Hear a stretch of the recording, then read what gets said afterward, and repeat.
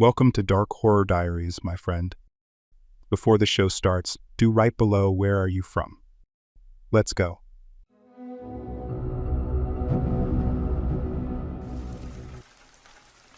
I never thought I'd find myself back here, not after all these years. The small suburban town, tucked away in the quiet corners of New England, had always been a place that felt more like a memory than a home. But here I was, 21 years old, standing in front of the house I grew up in, ready to spend the weekend alone. My parents were out of town, and it seemed like the perfect opportunity to escape the chaos of college life, to just breathe and unwind. The house was still the same. Old brick, faded shutters, and the lawn that my dad used to meticulously mow every weekend.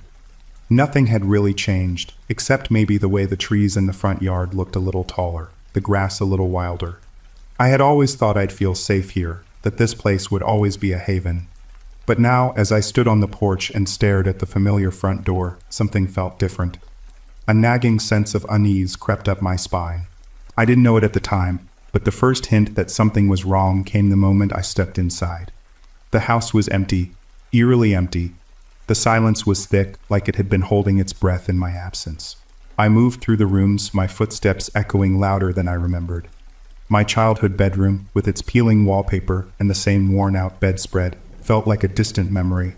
But even there, something felt off. I heard a noise. A soft rustling, almost like a whisper, coming from the kitchen.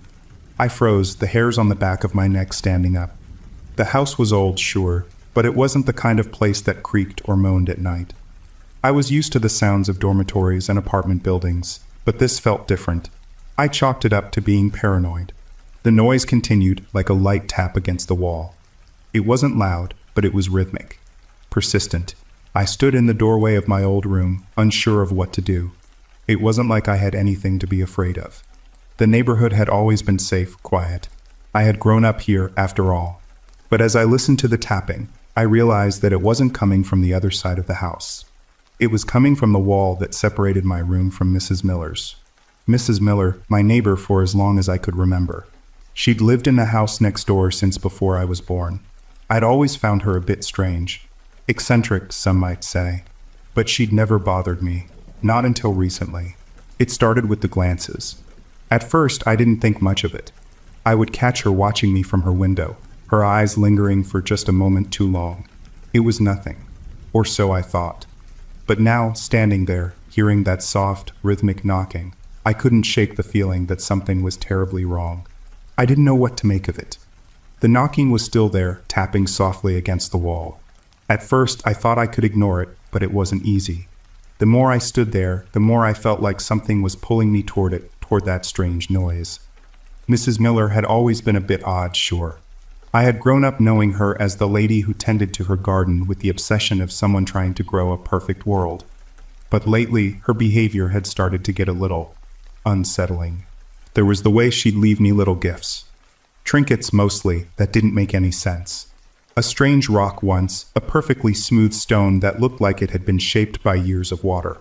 Another time, a little hand-carved figurine, the kind you'd expect to see in a craft store, but somehow felt too personal. It was like she was trying to tell me something I couldn't quite understand. I hadn't said anything to my parents about it.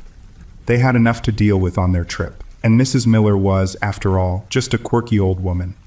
But the more these little things started happening, the more I began to wonder. I had always felt safe here in my own home. But now, that sense of comfort seemed to be slipping away, and I didn't know what to do about it. I snapped out of my thoughts when the knocking grew louder, more urgent, and I realized it wasn't just some random sound. Someone was deliberately making it. It wasn't the house settling. It wasn't the wind outside or a tree branch brushing against the window.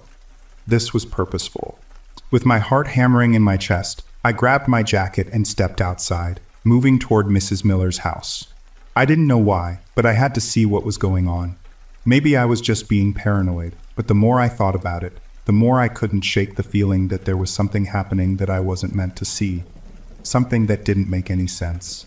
I approached her house slowly, keeping to the shadows of the large oak tree that stood between our homes. Her lights were on. Bright, almost too bright for a late hour like this. I could see her silhouette through the window, pacing back and forth, stopping every so often to stare out the glass like she was waiting for something. I felt my stomach tighten. I didn't know what I expected to find. But I knew that if I didn't act now, I'd spend the whole night wondering what was going on behind those walls. I tried the back door, relieved to find it unlocked. It wasn't like Mrs. Miller to leave doors open. Maybe I was wrong about everything. Maybe I was just overreacting. But as I stepped inside, I knew one thing for sure. Something had changed in this house, and it wasn't for the better. The air in Mrs. Miller's house hit me first. A chill that settled deep in my bones, almost like the house itself was holding its breath. The floorboards creaked beneath my weight as I moved deeper into the dimly lit space. I didn't know what I was looking for, but there was something about this place, something that felt off. It was as if I were stepping into a memory that wasn't mine, into a world that wasn't meant for me to understand. I tried to stay quiet, but every little noise seemed magnified in the silence. The house, despite being lived in, felt abandoned in a way. It was almost as if time had stopped here. The wallpaper in the hallway was faded, curling at the edges as if it hadn't been touched in years. There were photographs on the walls. Family pictures, some of them so old they looked like they might crumble if you touched them. But it wasn't the photos that caught my attention. It was the faintest trace of something familiar, something that made the hairs on the back of my neck stand up. One photograph in particular stood out. Mrs. Miller, young and smiling, holding a boy who looked far too much like me. My heart skipped a beat. I leaned closer to the picture, squinting as I studied it. The boy had the same dark eyes, the same messy hair, the same crooked smile that I saw in the mirror every morning. I stepped back, my pulse quickening. I hadn't realized how close I was to the stairs until I heard the soft creak of a floorboard above me. I froze. I shouldn't have come here. I should have just gone back to my room and tried to forget about it. But it was too late for that now. I had to keep moving forward. I reached the top of the stairs, feeling like I was being watched. There was something in the air, an oppressive weight that made my chest tighten. I didn't know what I expected to find, but it certainly wasn't what I found when I turned the corner at the end of the hallway. The door was locked, but I knew it had to lead somewhere important. I felt a strange compulsion, a pull urging me to open it. I had no right to be here, snooping around in Mrs. Miller's house like this, but I couldn't stop myself. I pulled a pin from my pocket and began to work the lock, my hands shaking as I tried to stay calm. The door clicked open with a soft sigh of relief from the lock, and I stepped inside. I didn't know what I expected when I opened that door, but the sight in front of me was more horrifying than anything I could have imagined. The room was small, barely big enough to fit a desk and a few chairs, but it was the walls that caught my attention. They were covered in photographs, hundreds, maybe thousands of me. Every angle, every moment frozen in time. I saw myself in places I didn't remember being, my face in crowds I didn't recognize, in rooms I had never entered. It was like she had been following me for years, capturing pieces of my life without me ever noticing. But that wasn't the worst part.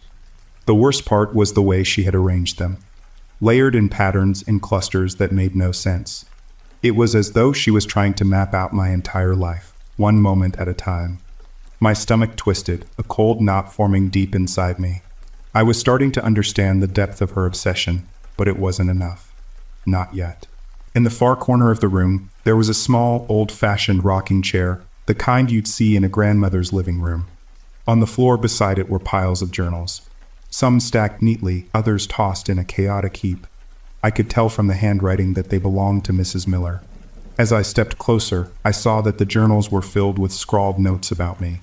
It wasn't just about the pictures, it was about her obsession, about how she believed I was her son, her lost child who had died years ago. Her writing was frantic, as if each word was a plea, a desperate cry for something I couldn't understand. She wrote about how I reminded her of him, about how she had waited for so long for him to return. The more I read, the clearer it became. She didn't just think of me as a replacement. She thought I was him, that I had somehow come back to her, to fill the hole he left behind. I dropped the journal, my hands trembling as I stepped back, my breath coming in short gasps. The room was suffocating, the air thick with the weight of her madness. I felt like I was trapped in a nightmare I couldn't wake up from. Just as I turned to leave, the door behind me creaked. I spun around, my heart pounding in my chest, and there she was. Mrs. Miller, standing in the doorway, her eyes wide with a mixture of joy and madness. "You finally found it," she whispered, her voice soft and almost gentle. "You've finally come back to me." I didn't know what to say. I didn't know how to make her understand. All I knew was that I had to get out of there. Her voice was almost soothing, like a lullaby, but the words she spoke sent chills down my spine. "You've finally come back to me," she repeated, her frail form stepping closer into the room. She smiled, but it wasn't the kind of smile I remembered. It was twisted, stretched unnaturally, as if her joy had morphed into something darker. Her eyes, once warm and kind, now glinted with something far more disturbing, a desperate, possessive hunger. I stepped back, heart hammering in my chest. "No, Mrs. Miller," I stammered, my voice shaky. "You're mistaken. I'm not your son." The words felt hollow, but they were all I could manage in that moment, my mind scrambling for some way to reason with her, to get through the fog of her delusion. But her smile only widened. "You are him," she whispered.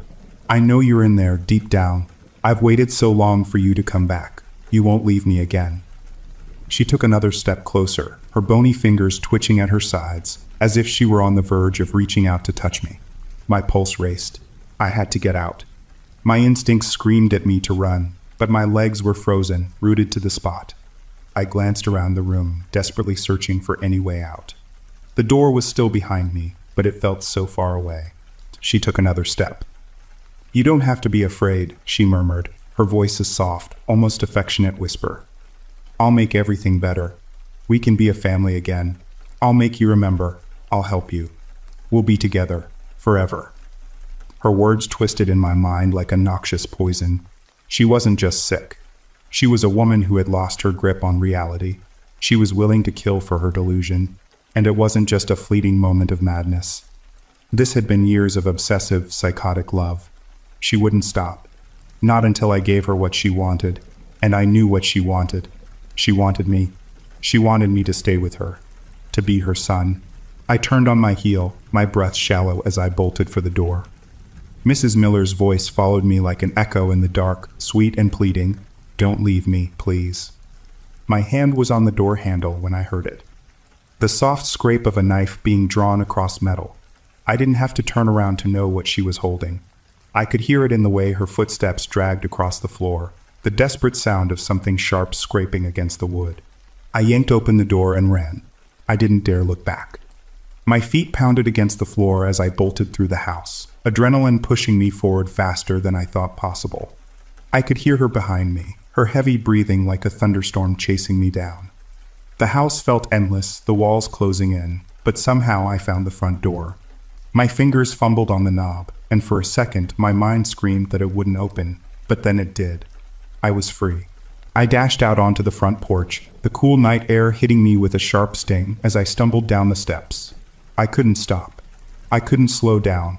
I ran across the yard, my feet skidding on the grass, heart beating so loudly I thought I'd pass out from the sound. The road was ahead. If I could just reach it, I could get away. I could get help. But then I heard it. A soft, pleading voice from behind me.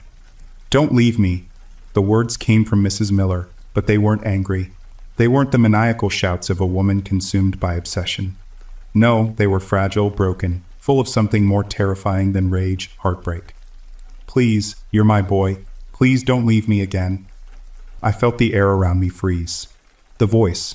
It wasn't angry, but it was so calm, so sweet, and it shattered something inside of me. The urge to turn around, to go back, to comfort her. It gripped me with a terrifying force, but I knew what she was. I couldn't give in. I kept running. My legs burned, my breath came in jagged gasps, but I didn't stop. I didn't dare. Every step felt like it was dragging me farther from sanity, farther from the twisted vision Mrs. Miller had woven in her mind. I couldn't let it consume me, not like it had consumed her. I reached my car, hands shaking as I fumbled for the keys in my pocket.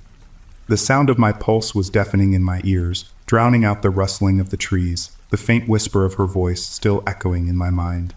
I started the car with a jolt and slammed it into reverse, peeling out of the driveway. As I sped down the road, I didn't look back. I couldn't.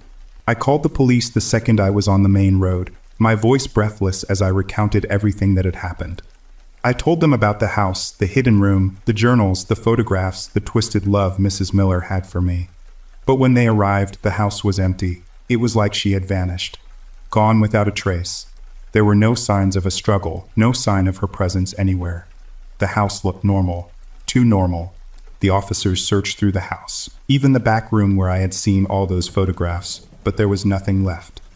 No walls covered in frenzied writing, no photos of my life, no urn filled with ashes.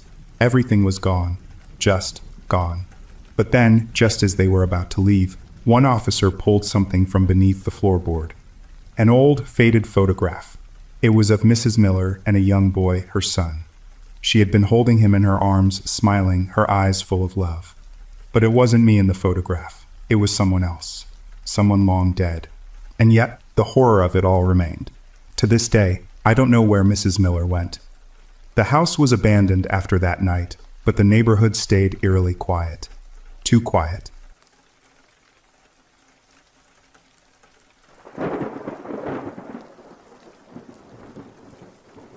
This is something that happened this past Friday while I was babysitting. For a little bit of context, I'm 21F, a college student, and have been babysitting since I was 14. I'm not an expert on literally anything, however, over the years I have learned caution and resilience. At age 15, I took babysitting classes at our youth center, as well as a female self-defense course. So I babysit at least once a month for this one family.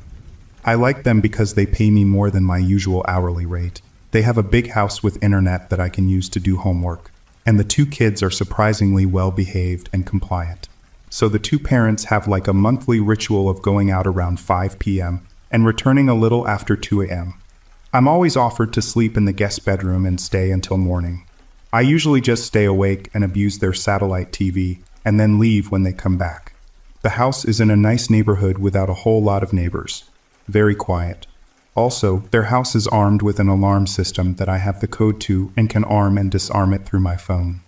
That'll be relevant in a little while.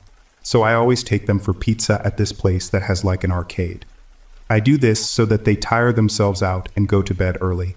Plus, the little girl that I babysit is also on a mission to win a family of stuffed animals from the prize store, so I'd be the world's worst babysitter if I didn't guide her in that pursuit. If anyone's maybe wondering for whatever reason after Friday night, she only needs the daddy stuffed animal before her collection is complete. Go girl. Anywho, I'm rambling. I was sitting at a table and watching them play in a ball pit, while also texting on my phone.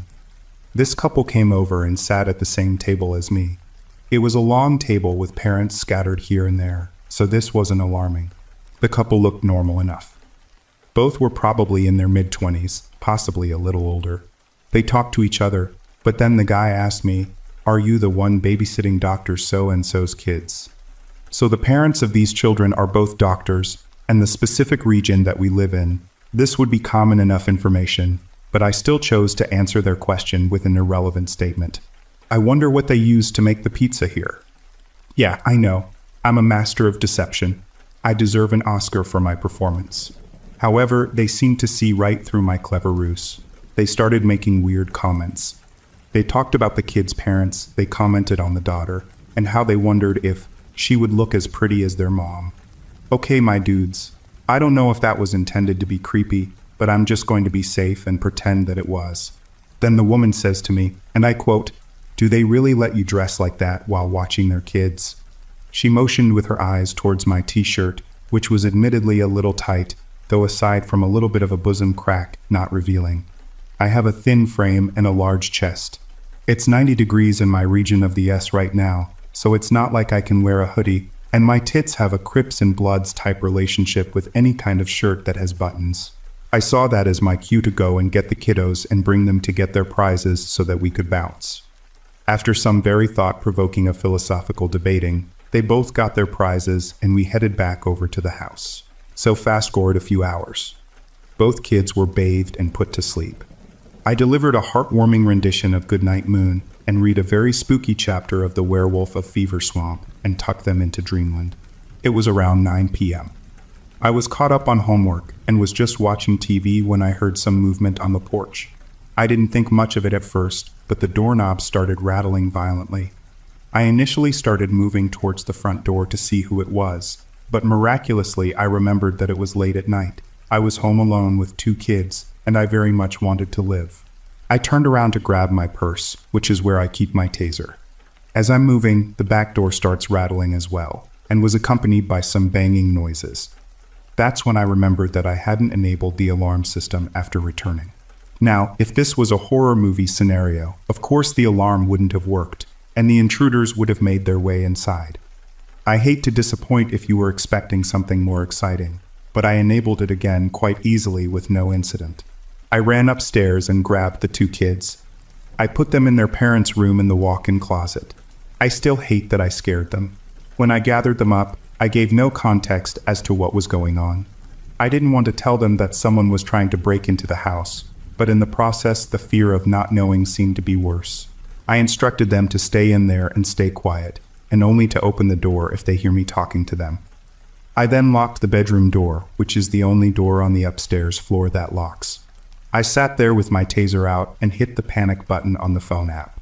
Several minutes went by, then I got the notification through the app that the alarm system was disabled. I planned on calling 911, even though the panic button already took care of that. But I found it more beneficial to arm it back. Then it disarmed again, so I armed it again. Then it disarmed once again, so I armed it once again. By this time I could hear what sounded like 2 sets of footsteps walking up the stairs. Good job, girl. You locked yourself inside with 2 potential assailants. I was holding it together for the sake of the kids, but not too deep inside, I was scared to death. When I heard the footsteps get near the door and saw the knob twisting, I took a deep breath and pulled the trigger on my taser, just to let them know that I was armed, though it realistically wouldn't do much good. I informed them through the door that the alarm was triggered and police were on their way. Thankfully, I was greeted by a familiar voice. My name, it's Dr. His name. You're safe. I opened the door and ran into their arms and started sobbing. I hadn't realized truly until it was over just how scared I really was. The kids came out without me giving them the okay, but heir parents were there, so I'll let it slide. When I enabled the alarm on my phone, they both got the notification from the place they were at. With the app, you have the option to view the porch cameras as well. When they got the notification that the panic button was activated, they saw through the camera that there were people on each side of the house, 1 man, 1 woman. When the alarm kept disarming, that was them trying to get into the house. Police report was filed by them, and then gave a statement mentioning the 2 weirdos I met earlier that day, even though there was really no evidence that would directly point to them. Camera footage didn't give any positive face IDs either. So, yeah, I was scared. I'm getting over it now. I'm just grateful that the couple that I was babysitting for were close enough to make it to me. I hate to say it, but I find the police response time to be terrible. I'm currently back in my own apartment an hour away. I checked in once to see how the kids were doing, and they're holding up fine. I'm just glad they had proper protection in their home, and that this didn't end up to be any worse.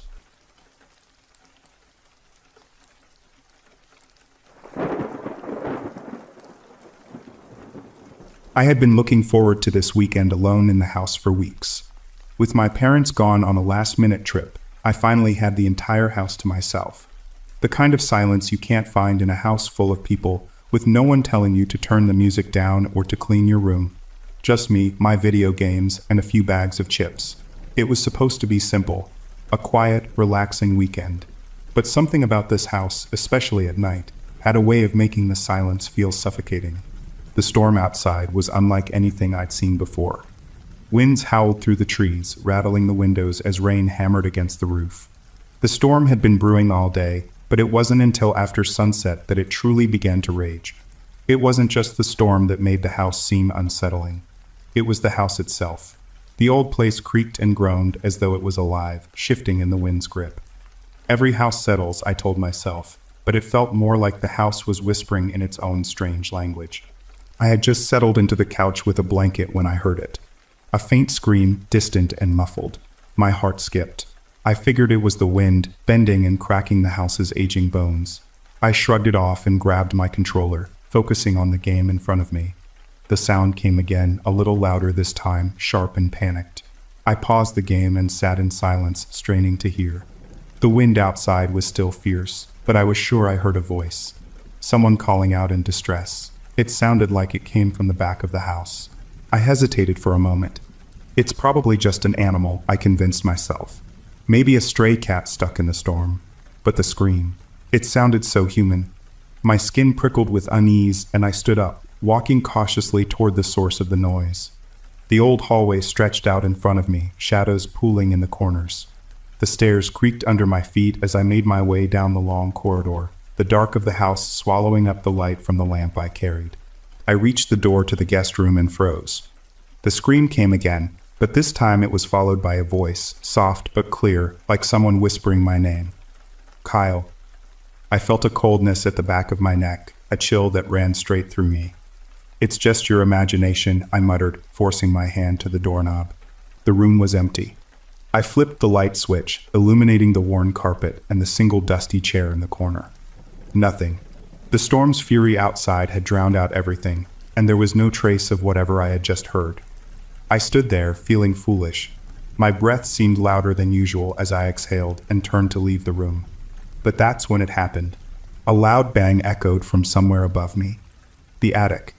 The floor above groaned under the weight of something moving, a heavy presence pacing the floorboards. I froze, unable to move. The house was old. Sure, that was part of its charm. But it didn't explain why, in that moment, I felt like I wasn't alone in it. I wasn't just hearing things. Something was in the house with me. The storm raged on, its fury seeming to match the growing tension in the house. I stood frozen in the guest room, my mind racing. The attic. I couldn't shake the thought that something, or someone, was up there. The sound of movement, slow and deliberate, sent a shiver down my spine. It wasn't just the wind. It couldn't be. The weight of it pressed in on me, urging me to confront whatever was in the attic. With a sense of dread hanging over me, I made my way toward the stairs. The attic door was hidden behind an old wooden panel at the end of the hallway. I hadn't been up there in years, not since I was little. The thought of going up there now alone felt like stepping into another world. I reached the attic door and stood there for a moment, the silence thick around me. But the longer I hesitated, the more the sounds from above seemed to grow louder, pulling me toward it. I turned the knob, feeling the cool metal under my fingers, and pushed the door open. The attic was dark, a thick layer of dust coating the floor and shelves. The air was stale, the smell of old wood and forgotten memories hanging heavy. A small lamp on a table near the far wall flickered to life as I stepped inside, casting long shadows over the room. I didn't know what I was expecting to find, but it wasn't the sight of a dusty old box sitting in the middle of the floor. It was a simple cardboard box, the kind you'd use to store things you never wanted to look at again. But this box was different. It felt important, as if it were meant to be discovered at exactly this moment. My hands trembled as I crouched down and opened it. Inside were a collection of old, yellowing cassette tapes, some of which were labeled in a shaky, faded handwriting. Family, one said. For the best, another. I picked one up, examining it closely. The date on the label was from the early 1980s. I didn't know what to expect from these tapes. Part of me wanted to ignore them, to just walk away and pretend I hadn't found them. But curiosity gnawed at me, a constant, irritating pull. I found an old cassette player on a shelf nearby, covered in dust, but still intact. I plugged it in and slid a tape into the player, the small click echoing in the otherwise silent attic. The first few seconds of the tape were nothing but static. Then, a voice, muffled and distant, crackled through the speaker. It was a man's voice, calm at first, speaking in a low tone. It's been hard, but we're trying. I hope you're all right. The tape played on, the voice fading in and out, but nothing seemed particularly alarming. That is, until the sound shifted. There was an argument. Shouting, the kind that I couldn't understand, but could feel in my bones. The voices became frantic, and then, unmistakably, a scream. It was high-pitched, desperate, full of terror, and it came from somewhere deep within the house, just as I had heard earlier. I pulled the headphones off in shock, my heart racing. The storm outside continued to rage, but inside, the house felt eerily still. I was suddenly aware of how alone I was. I hadn't just heard the screams from the storm. These were the same screams, the same agonizing cries from the tape. A chill ran down my spine as I looked around the attic, the weight of the realization settling in. Whatever was happening in this house, it was real. And it was tied to the past. I started rifling through the box more urgently now, pulling out more tapes. One after another, the recordings followed a similar pattern. Calm conversations followed by shouting, fighting, and those bone-chilling screams. Each tape seemed to get worse, the sounds of panic growing, escalating until one tape cut off suddenly with a terrifying scream. And then silence. Nothing. I sat back, stunned, and stared at the tapes in my hands. I had to know more. Who were these people? Why were these recordings here? And more importantly, what did they have to do with the strange things happening in this house? There was a part of me that wished I had never found the tapes, but another part, something darker, wanted to keep going. I couldn't stop now, not after everything I'd heard. The weight of the discovery pressed down on me as I sat in the attic, surrounded by the silence that had once felt comforting, but now seemed oppressive. The tapes lay before me, a grim reminder of the terror that had unfolded in this house long before I arrived. My hand shook as I picked up another tape, my fingers grazing the brittle plastic. This one was different. No labels, no writing, just a plain tape, as if it had been forgotten on purpose. I hesitated, a voice in the back of my mind urging me to stop. But the pull of curiosity was stronger than my fear. I had to know what happened here. I slid the tape into the player, the familiar static filling the air. At first, there was nothing but silence. Then, a voice, low, almost a whisper, crackled through the speakers. It was a man's voice, but the tone was different from the others. There was something sinister in it, something that made my stomach tighten. "We made a mistake," the voice said. "We didn't know what we were dealing with." The sound of a door creaking open followed. A woman's voice joined in, trembling. "Please don't. We've already done enough. We can't undo it." I froze, my heart pounding in my chest. This wasn't just a family arguing. It was something else, something more dangerous. As I listened, I could hear the desperation in their voices. The man continued, his voice growing more frantic. "It's already here. We opened the door, and now it won't let us go."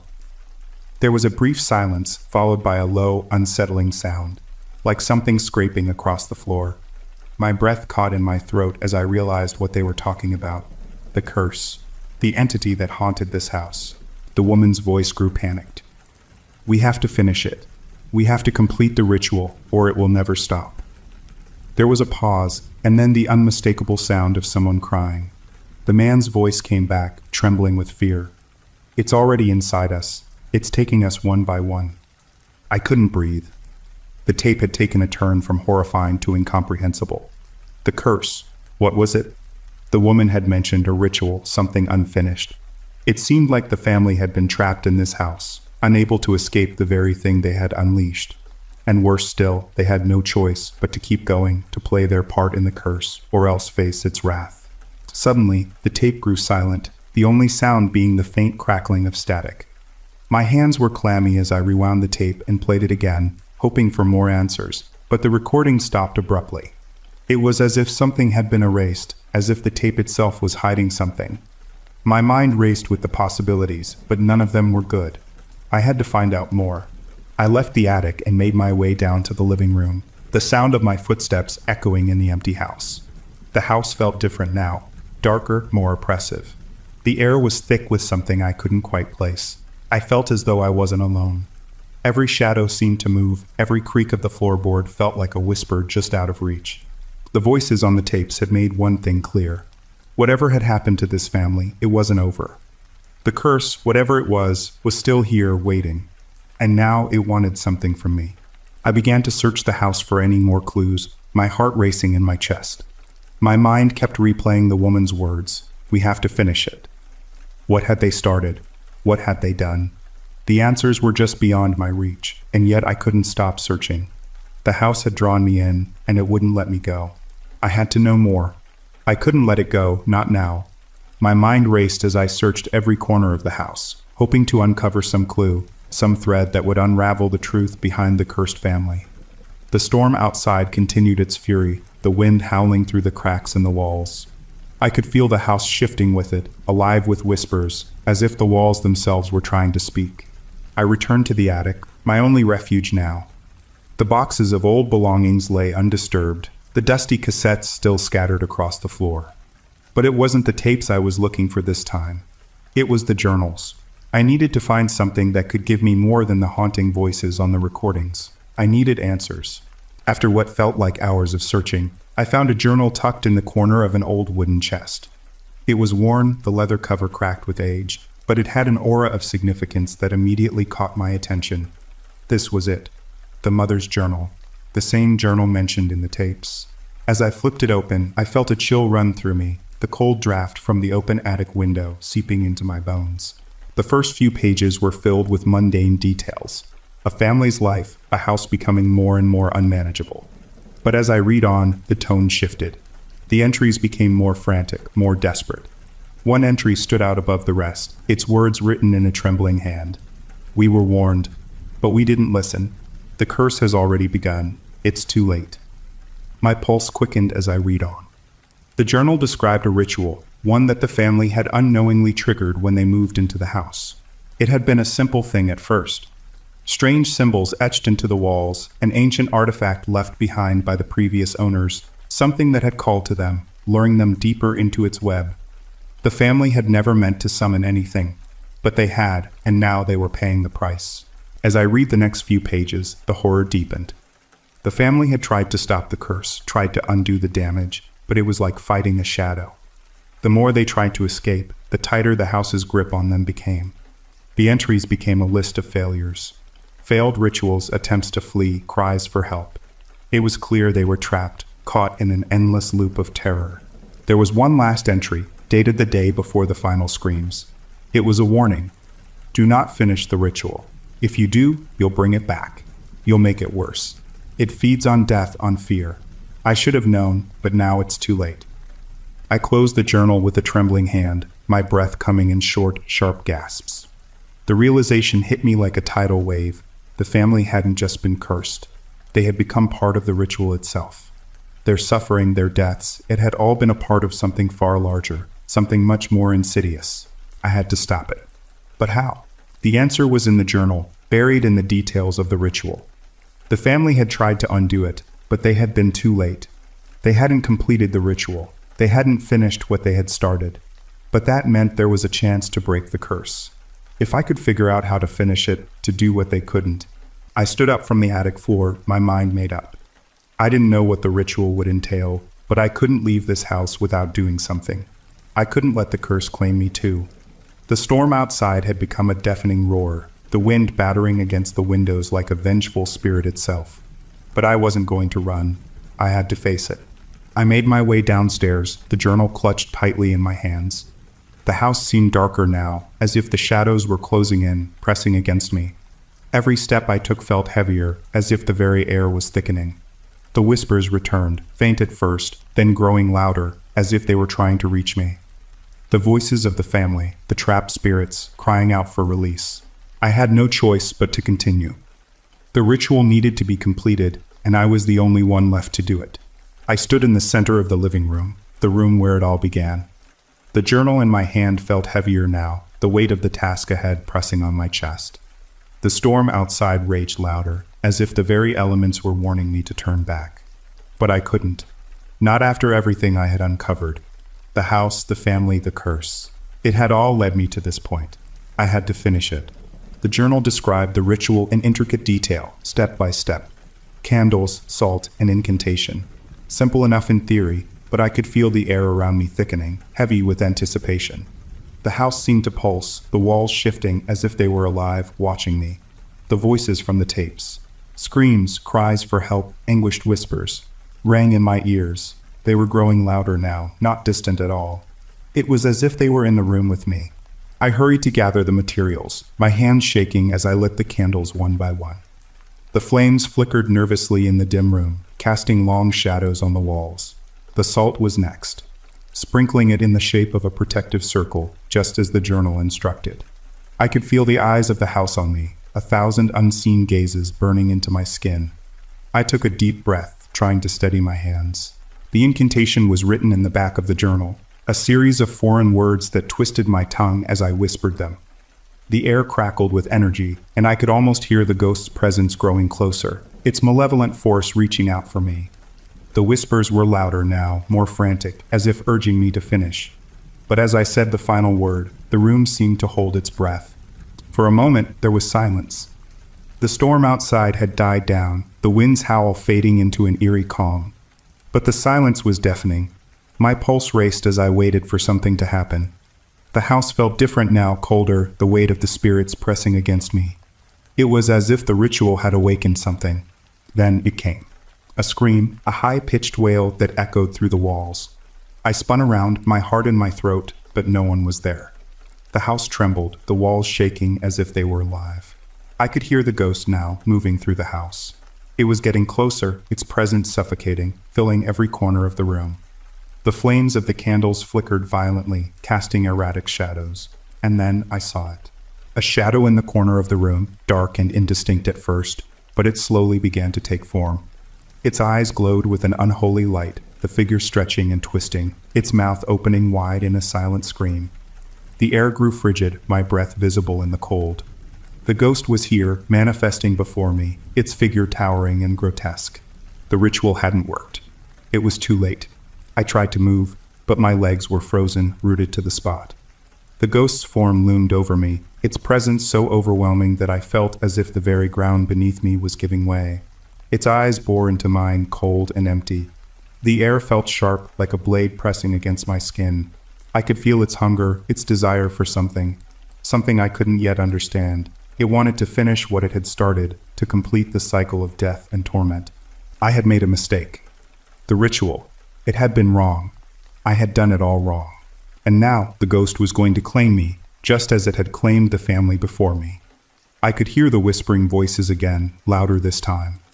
"You're next," they hissed. "You can't escape." My breath caught in my throat as the ghost lunged toward me, its form twisting and distorting in midair, its fingers reaching for me like claws. I had no choice. I had to finish it. In desperation, I grabbed the journal again, flipping through its pages in a panic. The answer was here. There had to be a way. There had to be something I missed. My fingers trembled as I flipped through the journal in a frenzy. The ghost's presence was suffocating, its cold fingers brushing against my skin, sending waves of icy fear through my body. I couldn't let it take me. Not like this. My mind raced, desperately searching for any final clue, any last chance to escape. The ghost's scream echoed in my ears, deafening, and for a moment, I thought I might lose my mind from the noise. And then I found it. The last page. It was nearly blank, save for a few hastily scrawled words in the corner. The ghost is bound to the house. The curse will only break when the blood of the original sinner is spilled. The words burned into my mind, their meaning becoming clear. The family hadn't summoned the ghost. They had opened a door. A doorway that could only be closed by someone who had a connection to the original sin. I understood now. The house itself was a prison, and I was tied to it, just like the family before me. My blood, my life, was the price for breaking the curse. I was the final piece of the puzzle. The ghost, sensing my realization, let out a deafening shriek, as if enraged that I had discovered its true purpose. Its form grew more distorted, more grotesque, its glowing eyes burning with a fury I couldn't comprehend.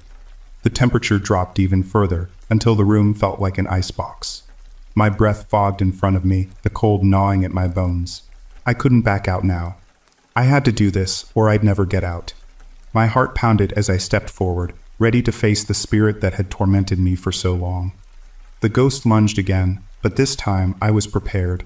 I grabbed a nearby candle and hurled it into the air.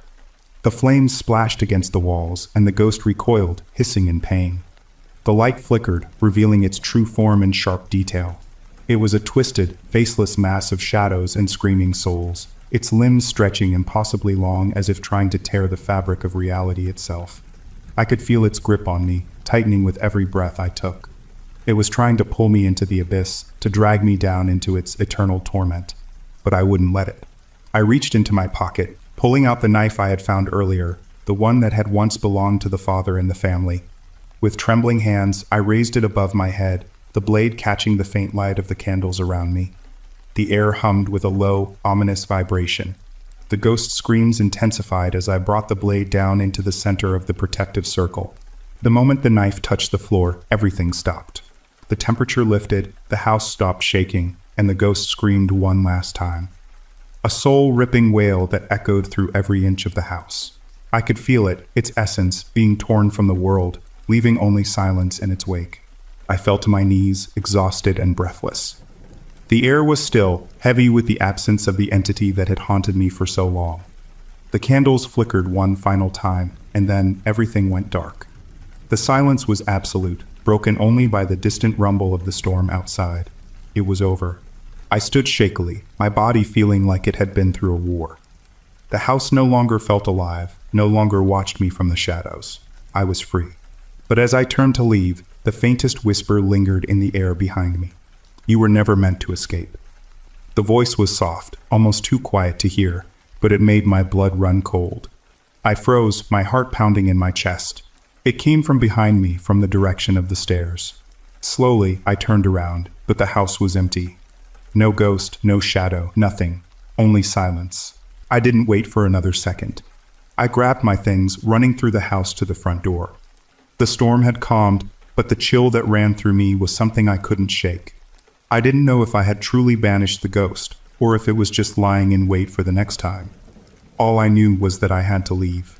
As I stepped out into the quiet night, the faintest whisper followed me, as if the house was still calling, still waiting for me to return. I didn't look back. The house stood behind me, silent and still, its secrets buried in the past. But I knew one thing. I would never forget the screams, and I would never be the same.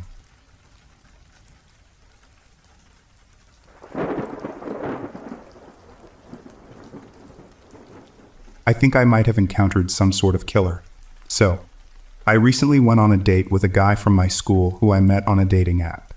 He seemed super sweet and charming over text, so I agreed to go on a date with him, especially after two friends told me they knew him from a class where he was a generally funny guy. We go to a small, pretty prestigious university, which also made me sure that he would be normal. He was supposed to meet me at 6 to go on a picnic, but ended up picking me up at 8:30. He texted me to reschedule to 8 and ended up showing at that time. He drove me to his apartment, and although uncomfortable, I agreed to go in because of everything I already knew about him. The apartment was only lit with one candle and a small glowing light on the floor, which didn't add much. It was a multiple-bedroom apartment that he lived in alone, which made it even more odd. We talked and ate some food, and he seemed nervous and uneasy for most of it. He suddenly switched the conversation to our deepest, darkest secrets, and asked if I'd ever seriously thought about killing anyone. After I said no, he made up a story about being in the Navy and having to bomb a ship and killing 5 people. When I was unsure how to respond, he sort of just passed it off as a joke, and said that he had seriously thought about killing someone else, his ex's current boyfriend. I was extremely uncomfortable at this point and wanted to leave, and he agreed to drive me home. Before we left, he said he wanted to show something to me and pulled out a rifle that he pointed in my direction. When I got startled, he remained eerily calm and said he got it for hunting, but couldn't think of even killing an animal. We left and I got back to my friend's place safely. Everyone I've told has been flabbergasted about how the date went, and I can't shake the feeling that something was off about him, and it's creeping me out. And to clarify, I mean like something more sinister about him. Any thoughts on this would be appreciated.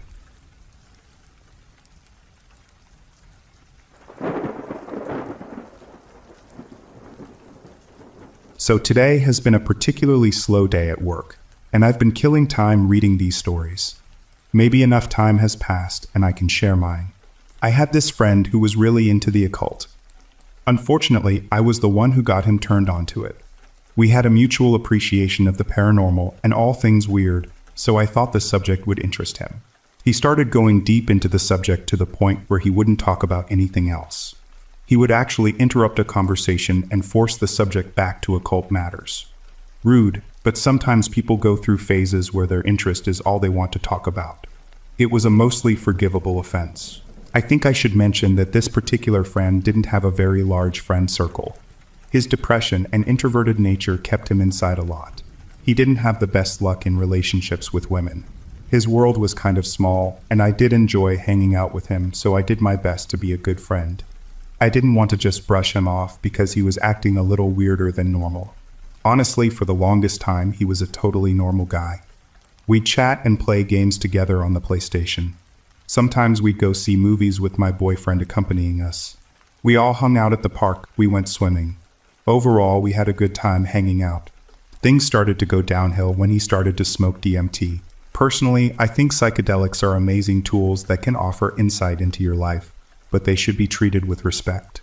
My friend got to the point where he was making it himself apparently a pretty easy thing to do after a meager amount of research, and he was smoking it daily, multiple times a day.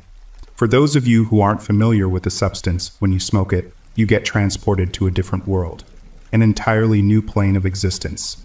Your body and yourself don't exist anymore. You're just exploring this alternate reality dreamscape. My personal experience with it led me to seeing a dragon once in this kaleidoscope of a cornucopia. People see all kinds of different things there. Imagine what that does to a person when they're smoking at 30 plus times in a day. He started telling me things like he was the reincarnated Osiris. He said he was seeing Egyptian hieroglyphs all over the place in waking life. Apparently, he had hour-long conversations with entities in his bedroom, even when he wasn't smoking DMT. Of course, I was very alarmed to hear all of this, and I told him he needed to take a serious break. No drugs at all for a few months so he can find solid footing in reality again. At this point, I was still hanging out with him because he obviously needed some help. And like I said before, he didn't have a lot of friends that could give him that. He was also the black sheep of the family, so I knew he wasn't getting any kind of support from them. He was really close to his sister, and I did reach out to her on Facebook to express my concerns. I pushed her to talk him into getting some psychiatric help, because he was slipping past the point of no return. I'm not really sure if she took my messages seriously since we didn't really know each other. Plus, she is at least 6 years younger than us, and possibly didn't grasp how serious the situation was becoming. In any case, I'll jump forward now to the part where things start to get really creepy. My boyfriend had made arrangements to hang out with our friend at the park. I didn't really want to go because I felt like I needed a break from him and his nonsensical ranting. I just couldn't deal with it on that particular day. My boyfriend said he wasn't all that bad, and we went anyway. We get to the park, and he is his usual self, ranting about Egypt and made-up gods that only he knew the truth about, etc. He also had this large hunting knife that he kept fiddling with the whole time we were on a walk. He told us that he had been using it in ceremonial magic and that it helped to banish negative thoughts. It made me extremely uneasy. He would do this thing where he would take the knife and make stabbing motions near his heart or head, like he was mock stabbing himself, all while holding a conversation with me or my boyfriend. I think we were both really on edge and didn't know what to say or do about it. I tried to distract him from doing it by bringing up other subjects that might interest him, but he kept on with his ritual. Keep in mind we were walking on a trail, so it wasn't like we could just say goodbye then and there. We had to walk back to our car and drop him off at his car.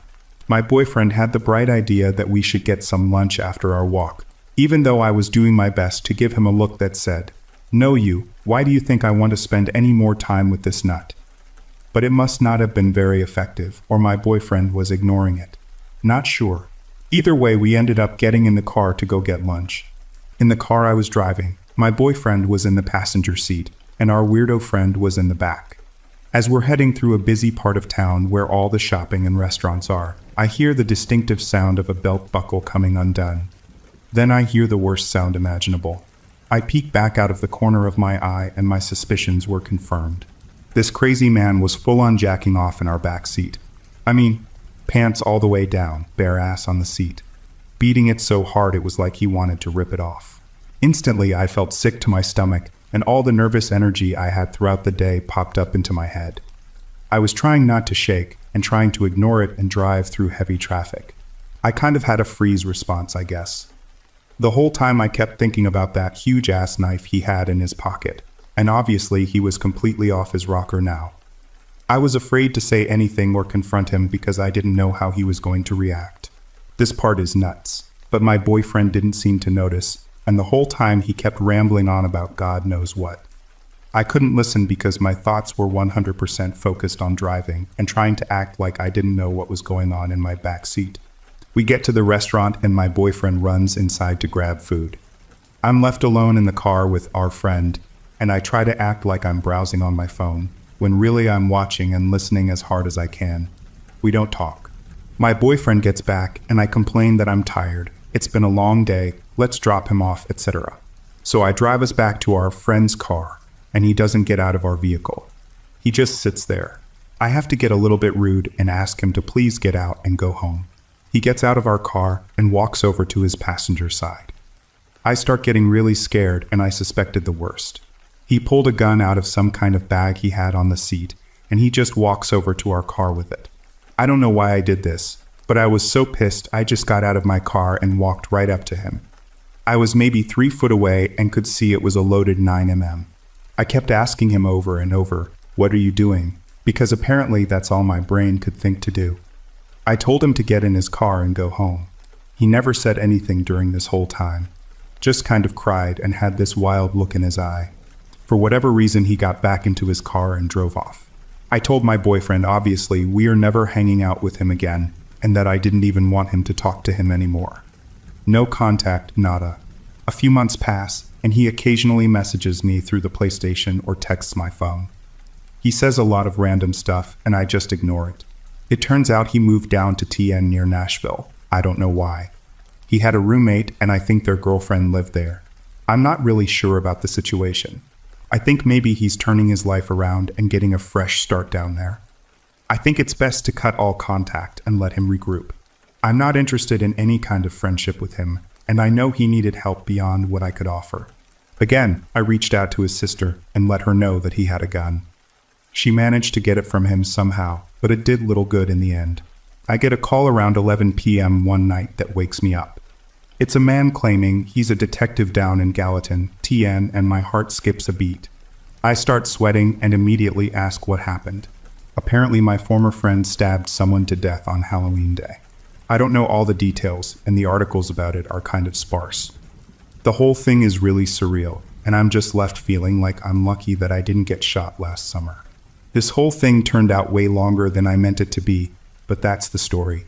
I'm still feeling creeped out by the whole ordeal, and I'm kind of feeling sick after writing all of this.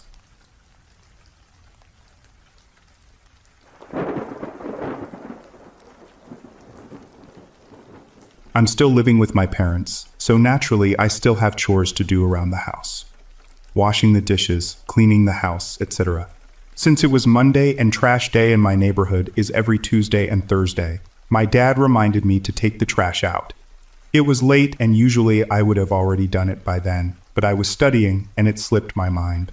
I have a long driveway and it's not exactly well lit, so going out there isn't my favorite thing to do at night. Usually I take one trash can at a time, and this time was no different either. But as I was on about the third one, I noticed some older-looking guy walking slowly on the other side of the street with his hands in his pockets. We made eye contact for a second, but after I set the trash can down, I turned away quickly so I could get the other one. I was a bit unsettled, but I didn't want to just run back in the house because I still had a few trash cans to go, so I decided I would just push through and get the rest of them. When I grabbed the next trash can to take it up, I noticed that the man was still staring me. Thinking back on it, I probably should have handled it better because you just never know with people these days. But instead, I had my mind set on taking the rest of the cans up. No joke. This man watched me as I took each of the rest of those trash cans up. And when I went back into my house after I was done, he was gone. I told my dad, and he told me if something like that happens again to run back in the house and call him or the cops. Well, the reason I decided to post this is because it happened again today. I didn't want to shit myself, so I decided to take out the trash right after I got home from school. And since my dad leaves right back out after he drops me off to pick up my little sister, I wanted to do it before he got back. The moment I stepped back out to deal with the trash, a Chevy truck drove past slowly, and I could see the man in the passenger seat with his seat reclined a bit, like he was trying to hide his face from me. There was another man in the driver's seat, and once he noticed that I saw him, he accelerated away. Maybe I'm overreacting, but my gut is telling me that something is off, and I can't ignore it. What should I do?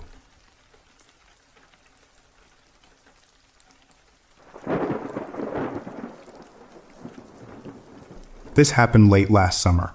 I'm 28, female, and I live in a house with my husband. We live in a very large city, on a street with row homes, and my house is on the end of the block. It's very common for us to have door-to-door solicitors where I live. My husband recently got a new job, and as part of his training, he needed to fly to Texas and stay for 2 weeks at the company corporate training center. I wasn't thrilled with the idea of being home alone for 2 weeks, but I decided that it was time to put on my big girl panties and get over it.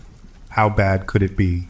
I can watch all the shows my husband hates watching, cook the food he doesn't like to eat. It would be fine. He leaves for his work trip, and I continue on with my regular routine. I work part-time about 20 hours a week, so I spend a lot of time at home binge watching TV and cleaning the house. One day I'm sitting on the couch and I hear a knock at my door and assume it's the delivery person leaving a package. I wait to hear the glass storm door close, indicating the delivery driver has left, and hear nothing. Then another knock. I was kind of antisocial, so I didn't feel like dealing with any solicitors. I ignore the person and keep watching TV. I hear another knock.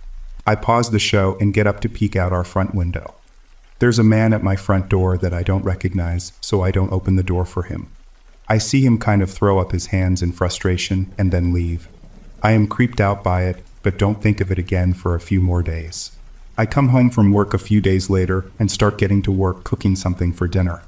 I am in the middle of washing some dishes when I hear a knock at the door again. I go to peek out the blinds and see the man from a few days before with another guy. Just to paint a picture for you, the first man, the one who has now been there twice, is a huge guy. Honestly, he looks almost exactly like Dwayne Johnson, The Rock. He's huge, muscular, tall, and he's holding a clipboard. The guy with him is a skinnier black guy. Not very tall, but taller than I am. I'm 5'6". The guy holding the clipboard knocks again. I open the main door to the house. The glass door is still locked and look at them. Can I help you? Yeah, we are here to set up your security system. We are from large national security company. I own my house. I bought it before my husband and I met, and we didn't have a security system installed. I hadn't set up an appointment with anyone. I'm pretty sure you have the wrong house. I haven't set up an appointment with anyone, I tell them. Your husband probably made the appointment and forgot to tell you. My husband and I never make any major decisions about stuff like this without talking to each other first. I don't think so, I say to him. He holds out his clipboard to show me that he has my address filled in on this form, and he says I can check it out. For some reason, I unlock the glass door to take a look at it. Maybe my husband really did forget to tell me they were coming. He is away for 2 weeks. Maybe he wanted to try and make me feel safer by getting an alarm installed. The form looks pretty generic. It doesn't have either of our names on it. We just have to come inside and check for weak points, so we can find out where to install the sensors. It won't take long, says The Rock. His partner, who hasn't spoken yet, nods in agreement. Well, I'm home by myself right now because my husband is at work, so I don't really feel comfortable having you inside, I tell them. We're really from large national security company, says Skinny. He holds out his name badge. I could print out a name badge that says I'm the Pope, but that doesn't mean anything, I reply sarcastically. They look annoyed now. The Rock starts motioning like he's going to try to come in the door, so I tell them I'm sorry, but I'm canceling their services and to leave. The Rock seems mad, starts pushing against the door that I have halfway open, and is looking down at me like he's going to stomp on me. We really need to come inside and take care of this now, he says, looking past me into my living room. By now I'm really mad that they're being so persistent about getting in, when I've already told them no. So I tell them to leave, and I'll reschedule my appointment for a different day. I shut the door in their faces and lock it, waiting for them to leave. They stand there for a few minutes before walking away. I wanted to see what car they got in, but they left on foot and started walking down the block. Once I was sure they had gone, I texted my husband, and he said he had no idea who they were. I immediately Googled the phone number for large national security company and explained to the woman on the line what happened. She tells me that the men weren't from her company, and she had no record on file that I've ever made any appointments with them. Now I'm creeped out, and she suggests I go make a police statement. I went to talk to the police, and they said that they don't know what they can really do, since I don't have any information about the men. I tell them I'm going to be home alone for at least another week, and it would make me feel better if they could drive around my neighborhood a few times a day just to keep an eye out for them. They agree to do so, and I go home. I made sure I had every window and door locked and tried to forget about it. The following week, I go out to lunch with my mom somewhere in the city. We come back to my house to hang out for a bit, and my next-door neighbor is outside. My mom hasn't met her yet, so I introduce them, and we are standing outside of my house chatting when a car pulls up. It's a plain, non-marked regular old car. A woman walks up the steps and asks, "Which one of you lives at 123 Any Street?" "I do," I tell her. She says, "Hi, I'm from large national security company. My partner was here a few days ago to do an installation, but you wouldn't let him in." I looked embarrassed and started laughing. Oh my God, I feel like such an idiot. I actually filed a report with the police about them because I was really nervous. I'm sure you understand, being home alone, being a woman, strange men at the door. She looks furious. Are you kidding me? She screams. You're ridiculous. I'm leaving. She runs back to her car, slams on the gas, and screeches her way out of the neighborhood. To this day, I have no idea who these people were, what they wanted, or why she was so pissed. All I know is that neither my husband or I called them, and they definitely don't work for the company they claim to. And now we have a security system.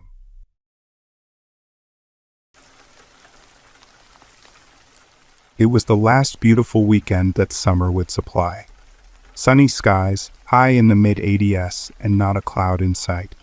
There was no way my friend John and I could let the weekend go to waste. We decided to head up to our favorite fishing spot, a lakeside cabin in the rural part of New York. No one around for miles to disturb us. It was the perfect place to crack open a few beers, talk about our lives, and catch a few fish. Friday came, and after work I threw some stuff together and headed over to Johnny's to pick him up. The 5-hour drive seemed to fly by as we bullshitted, told our favorite jokes, and sang along to the radio. Next thing we knew, we were at the cabin unloading for the weekend. The lake was beautiful, with the sun shimmering off the water, and the green rolling hills in the distance. I grabbed my bag and headed toward the front door. As I approached the door, an uneasy feeling set in, one that made my stomach turn. I quickly disregarded it, blaming it on the fact that I hadn't eaten yet. Looking back, I wish I trusted that feeling that something was wrong. After settling into our respective rooms and grilling up some hot dogs for a quick bite, we grabbed our gear and we were off to the small dock to do some fishing. Dusk was setting in and John and I had front row seats to a magical sunset behind the towering hills that surrounded the lake. We sat there until dark, with nothing to show for our hour of fishing except a buzz from a few beers. We packed our fishing gear and headed back to the cabin. While making the trek down the dock, that uneasy feeling took control again. Something felt off. I jokingly brought it up to Johnny, asking him if he had felt the same way at all. Johnny laughed it off, saying I watched the Blair Witch Project too many times. Johnny's laughter quickly turned into silence, and suddenly my fishing buddy wasn't right by my side anymore. I looked back around to see him dead in his tracks, staring at the cabin. I followed his line of sight and saw what made him stop. There was something peeking out of the bedroom window. My bedroom window. Whatever was there was gone seconds after. We walked sluggishly toward the house, with our eyes wide as if it'll help us see better in the quickly darkening night. The door was cracked open. Johnny swung it the rest of the way as we both screamed, "Whoever's in here, show yourself." Deafening silence followed. Luckily, knowing we'd be in the woods, we both decided to bring our shotguns in case of unwanted critters in and around the cabin. We both took a step inside, the creaking of the floor making our stomachs drop, not knowing what could be inside. The back door in which we entered immediately led into the kitchen. The shotguns rested against the wall a few feet away from the door and were finally in reach. A sudden rush of calm overtook my body, knowing I had my shotgun in hand. The calm was short-lived as a door slammed shut down the hallway. Both Johnny and I felt braver with shotguns in hand. I screamed, "If anyone's in here, show yourself or you're going to get shot," and pumped my shotgun in hopes I'd scare him out. Another door slammed. Footsteps. Giggling. We were trembling in fear. Suddenly, silence. After waiting a few minutes, we decided the best option was to clear the house. Hallway clear. Living room clear. Johnny's bedroom clear. My bedroom clear. Bathroom clear. Johnny and I stared at each other wide-eyed. We locked all the doors, windows, and decided to both sleep in the living room, shotguns in arm's reach. Before falling asleep, we both pondered what it could be. Neither of us brought up a possible paranormal event. Not that we didn't think that's what it was, but because neither of us wanted to bring it up. We came to the conclusion that it had to be some kids who saw us coming into town and decided to play a prank. They probably made an easy escape out of a window. Looking back, I think we just wanted to make each other feel better. At 2:03 a.m., We were both awakened by a large crash. To our amazement, the front door was wide open. All the windows in the living room were smashed. We got up, shotguns in hand. The back door was open, all of the windows smashed in the kitchen as well. A scream was heard from the bathroom that ran down my spine. The front S&D back doors slammed shut simultaneously. Johnny and I had our guns up, ready to shoot, but had nothing to shoot at. Another scream. Another crash. As eerie as the silence was, we wanted it back. The footsteps were back. They were running right past us, but there was nothing there. I became frozen in my steps as I heard giggling right next to me, and a pull on my shirt as if a small child wanted my attention. Another crash. The ceiling fan had fallen down in the kitchen. Almost simultaneously with the crash, the lights went out. We made it to the hallway. We were on our way to the breaker when Johnny became pale white, almost glowing in the now dark cabin. My stomach dropped as I turned around. Standing in the middle of the hallway was a large figure staring us down. After a few seconds, the figure took a step forward. I lifted my gun and took a shot. The steel did nothing to the figure. Johnny lifted his, took a shot. Again, nothing. The shadowy figure then released a high-pitched scream, as if a woman was being tortured. One that'll stick with me to this day. The shadow seemed to gain in size, and next thing we knew we were face to face with it. It released another howl, loud enough to wake me up. I was still in the living room. Johnny was still asleep. I looked at the clock to see it read 2:02 a.m. I reached for my shotgun and waited.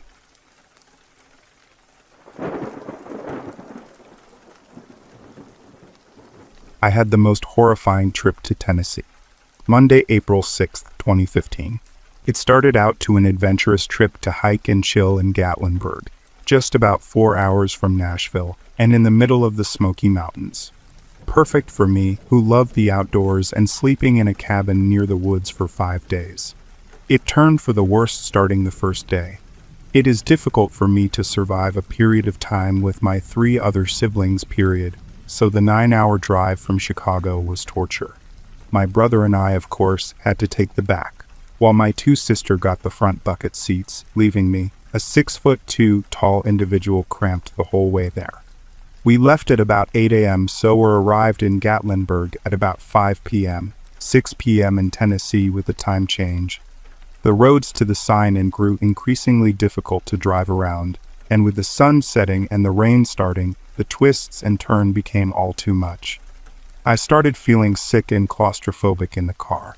Then something happened that made my stomach do flips and my heart stop.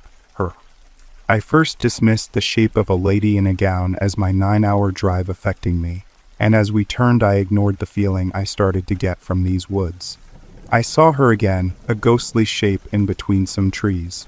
I just needed to get out of the car and get settled into our cabin. Again and again I kept noticing a figure of a woman in my peripheral view, like a nagging at my sanity in the car. After a 30-minute hellish drive up, down and around a mountain, we arrived at the cabin, Blue Birds on the Mountains, an 8-bedroom cabin with one side facing the valley of the mountain and the other facing the deep woods. Great, I thought, a scary setting for these days away from society. Of course something had to go wrong. Our code didn't work to get into the cabin. After 15 minutes on hold with customer service, we finally got the right code and entered the house. This place was outdated. It was super nice and spacious, just TVs and VCR tapes everywhere in the rooms. I put my computer in on the table and helped unload the car and get ready for dinner. Then she came again, the woman. I was about to unpack the chicken and wash my hands when I saw her, just 15 yards into the forest, and even having the roads separate us, her image still put me off. I really needed this vacation, I thought, and turned on the water. Actually, the lack thereof. The well was empty, and we had no water in this cabin. My mom was furious with the people, so after waiting an hour and a quick yoga session, I was informed by her that we needed to eat quickly and pack up again to move to another cabin. Great, another 30 minutes in the car to the cabin. After we loaded up the car, I was actually excited to leave the first cabin, for I kept seeing her in the corner of my eye. never moving, just watching the distance past me, never at me. We drove away and got to the second cabin at about 11 p.m. After unpacking a second time, I was looking forward to stay here until Saturday morning. Then, hell her face. We just picked rooms and were showered when I saw her for the fourth time in the night, just past the cabin next to us. How in the hell did she know where we were going? I just needed to sleep, and this would all go away. I had the bottom left bedroom in the basement, with windows in front and to the left of me, the bathroom behind, and the door to the left. I put my clothes in my drawers and hit the hay. It's about 2 in the morning as I am typing this, and I am shitting myself. I closed my curtains before I fell asleep, and I closed the blinds to the window. A form. A form is outside my curtains on the porch outside. Not pacing, not moving, just standing there and staring in my direction. Its head was tilted at an angle like it was pondering something. I am now typing this from my computer, keeping my eye on her. I don't think I will sleep tonight. I will posting this tomorrow afternoon, but for now I'm going to settle in for the long haul. It still hasn't moved, I just hope this will end.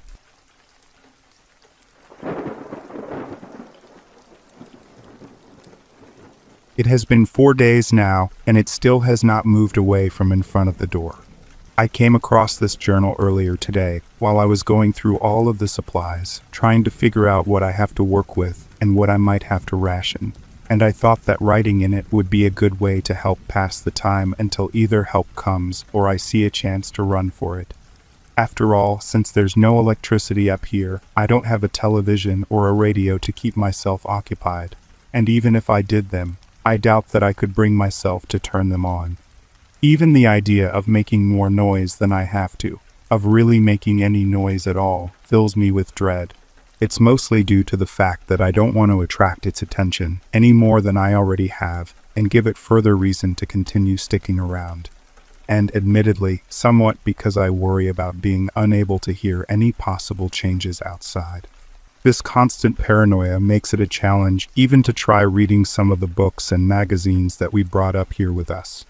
I can't really bring myself to concentrate on whatever it is that I am trying to read. I'm too distracted, too busy jumping out of my skin over every creak of timber or gust of wind to really focus on any of it. I read the words, and then the door crowds them back out of my mind. The sounds that it makes during the night make it impossible to do anything other than cower up here in the loft, staring unblinkingly down at the door and praying to God to just make this thing go away already, or for the sun to come up so that at least it will quiet back down for the day.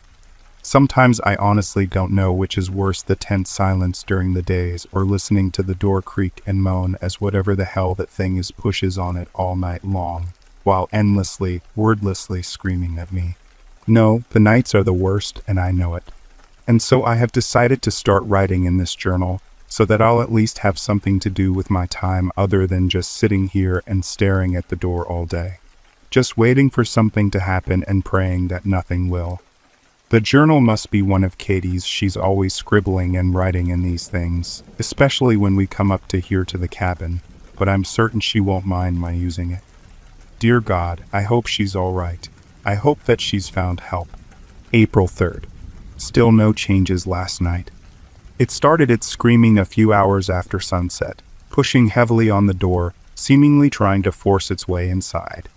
I honestly don't know which is worse, the fact that the sound is so incredibly human in nature, or the fact that something about it simultaneous makes it glaringly inhuman and unnatural. There is something about it, some quality that seems somehow familiar, and yet at the same time utterly alien to me. That vague feeling of familiarity frightens me more than anything else, somehow. It makes me think of an article I read once years ago about something called the uncanny valley. They said that it described feelings of revulsion towards something that closely imitated human life, but was still obviously something else. I can't think of a better term for the sounds this thing makes. Each morning after the sun has come up, and the thing has gone quiet for the day, I have removed my barricades and inspected the door, and so far it still seems to be holding up fairly well. The hinges and locks remain firm and unbent. Despite the creaking I have heard during the nighttime assaults, the wood doesn't seem to be cracking or warping anywhere. I've braced it up as best I could with what I have, but I don't really have much to work. What furniture there is, a few assorted tools, a bit of rope. I don't know that wedging the couch up against the door is doing much good, but at least it's something.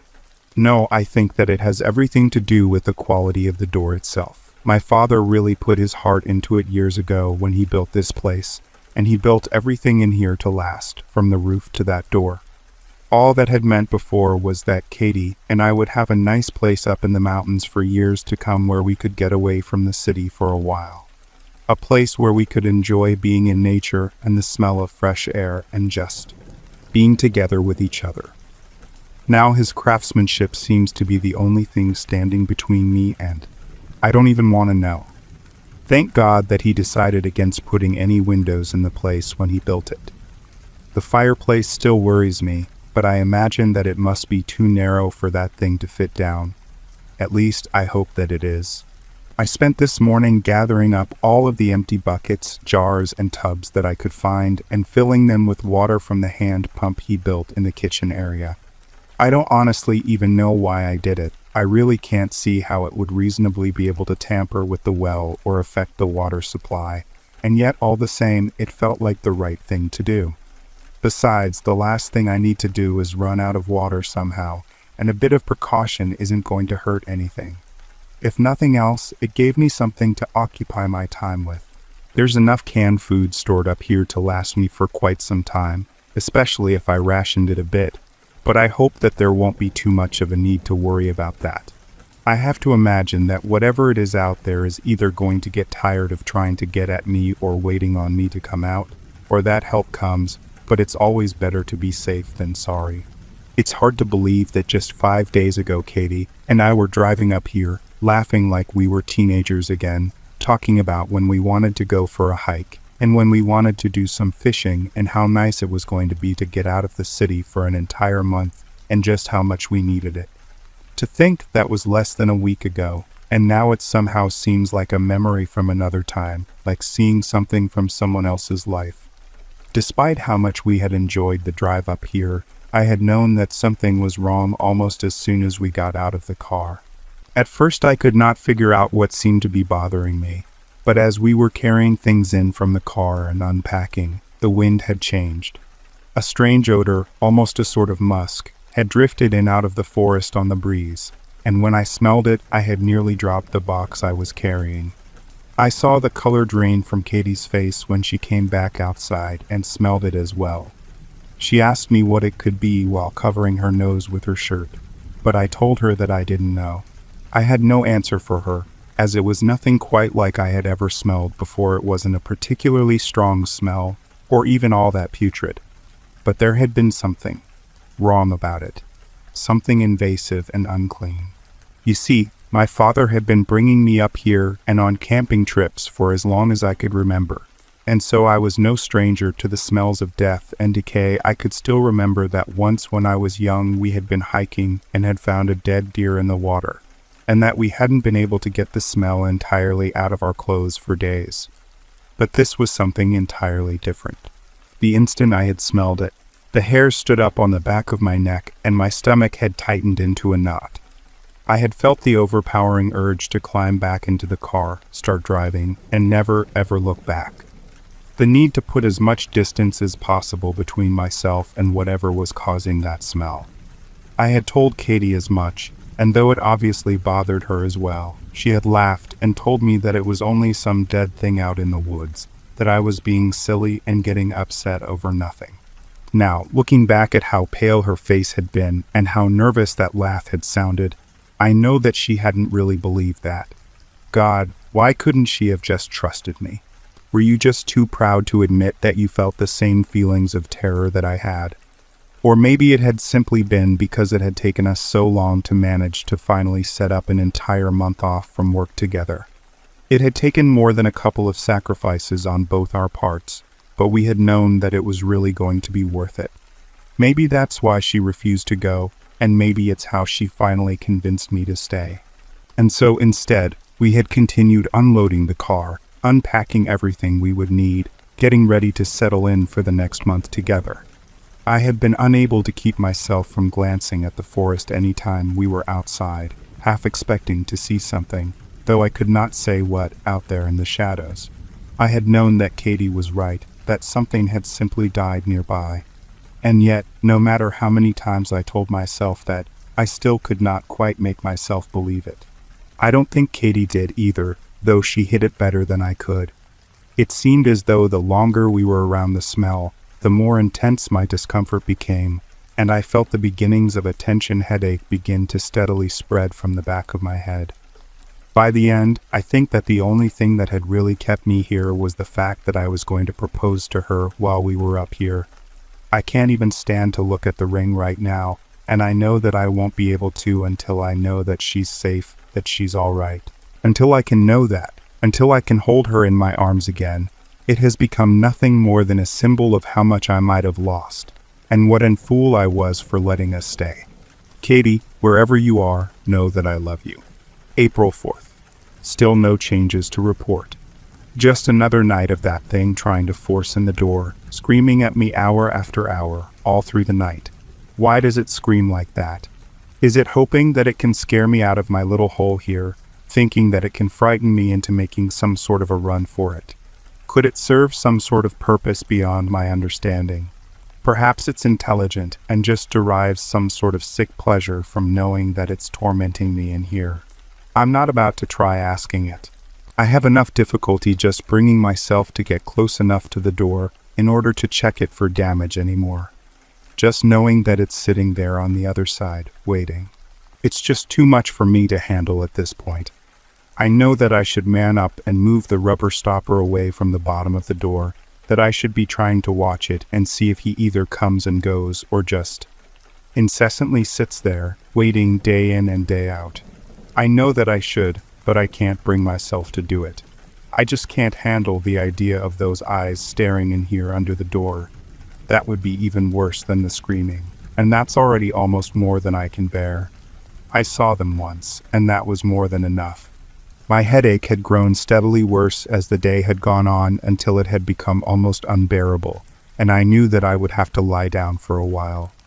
Katie had suggested that it was most likely due to the change in altitude during the drive up here, that she knew it could sometimes cause headaches like this. Of course, I reminded her that this had never happened to me before, and that I had been coming up here for years. Now she simply reminded me that I was getting old, and that these things happen. Eventually I settled for taking some aspirin to help ease the pain in my head, climbing up into the loft, and lying down in bed while she finished unpacking things and setting up around the cabin. I had made her promise to wake me up if she needed anything, and to not go too far from the cabin until after I had woken up. I didn't even want her to go outside without me, but I knew that she would have been upset by that. In the end, she told me that I was being silly but promised nonetheless, and I fell asleep almost immediately after lying down. When I awoke, the smell had become a stench overpowering enough to leave me gagging. I cannot properly describe it, even now, after having spent all these days with it. Have you ever been down into an old root cellar or some damp, dark place in the earth? Perhaps a house that has recently flooded or suffered from a long leaking roof, that damp, musty, clinging smell of mildew and mold. There was something of both of those to it. Added to that were traces of rot and putrefaction. There was also a cloying, almost sickly sweet quality to it that was somehow even worse than the stink of decay. Something acidic, almost chemical as well. It was a dozen terrible smells all wrapped up into one repugnant, awful stench. Finally, I could hold it back no longer, and I leaned over the side of the bed and heaved onto the floor. Once I had finished, I called out to Katie, but received no response. I felt weak and bewildered as I tried to climb out of the bed, and I practically fell into my own vomit more than once.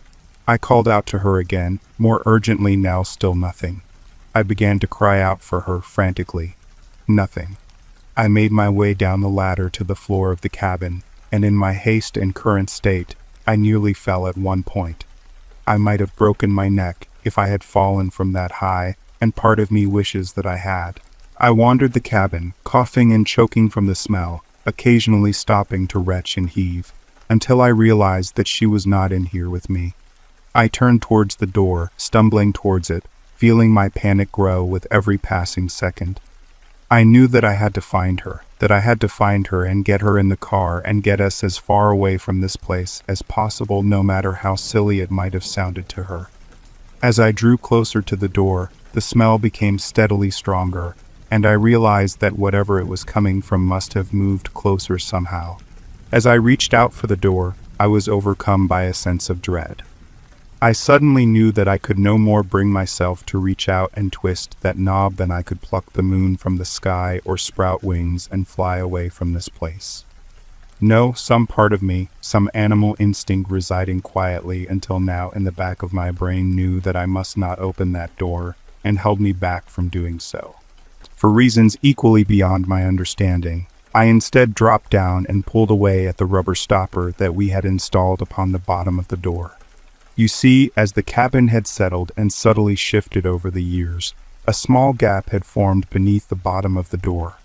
It was no more than a couple of inches, but still enough to let in a draft or a bit of rain if the wind blew the right way, and so we had installed a bit of rubber along its bottom to properly seal it up.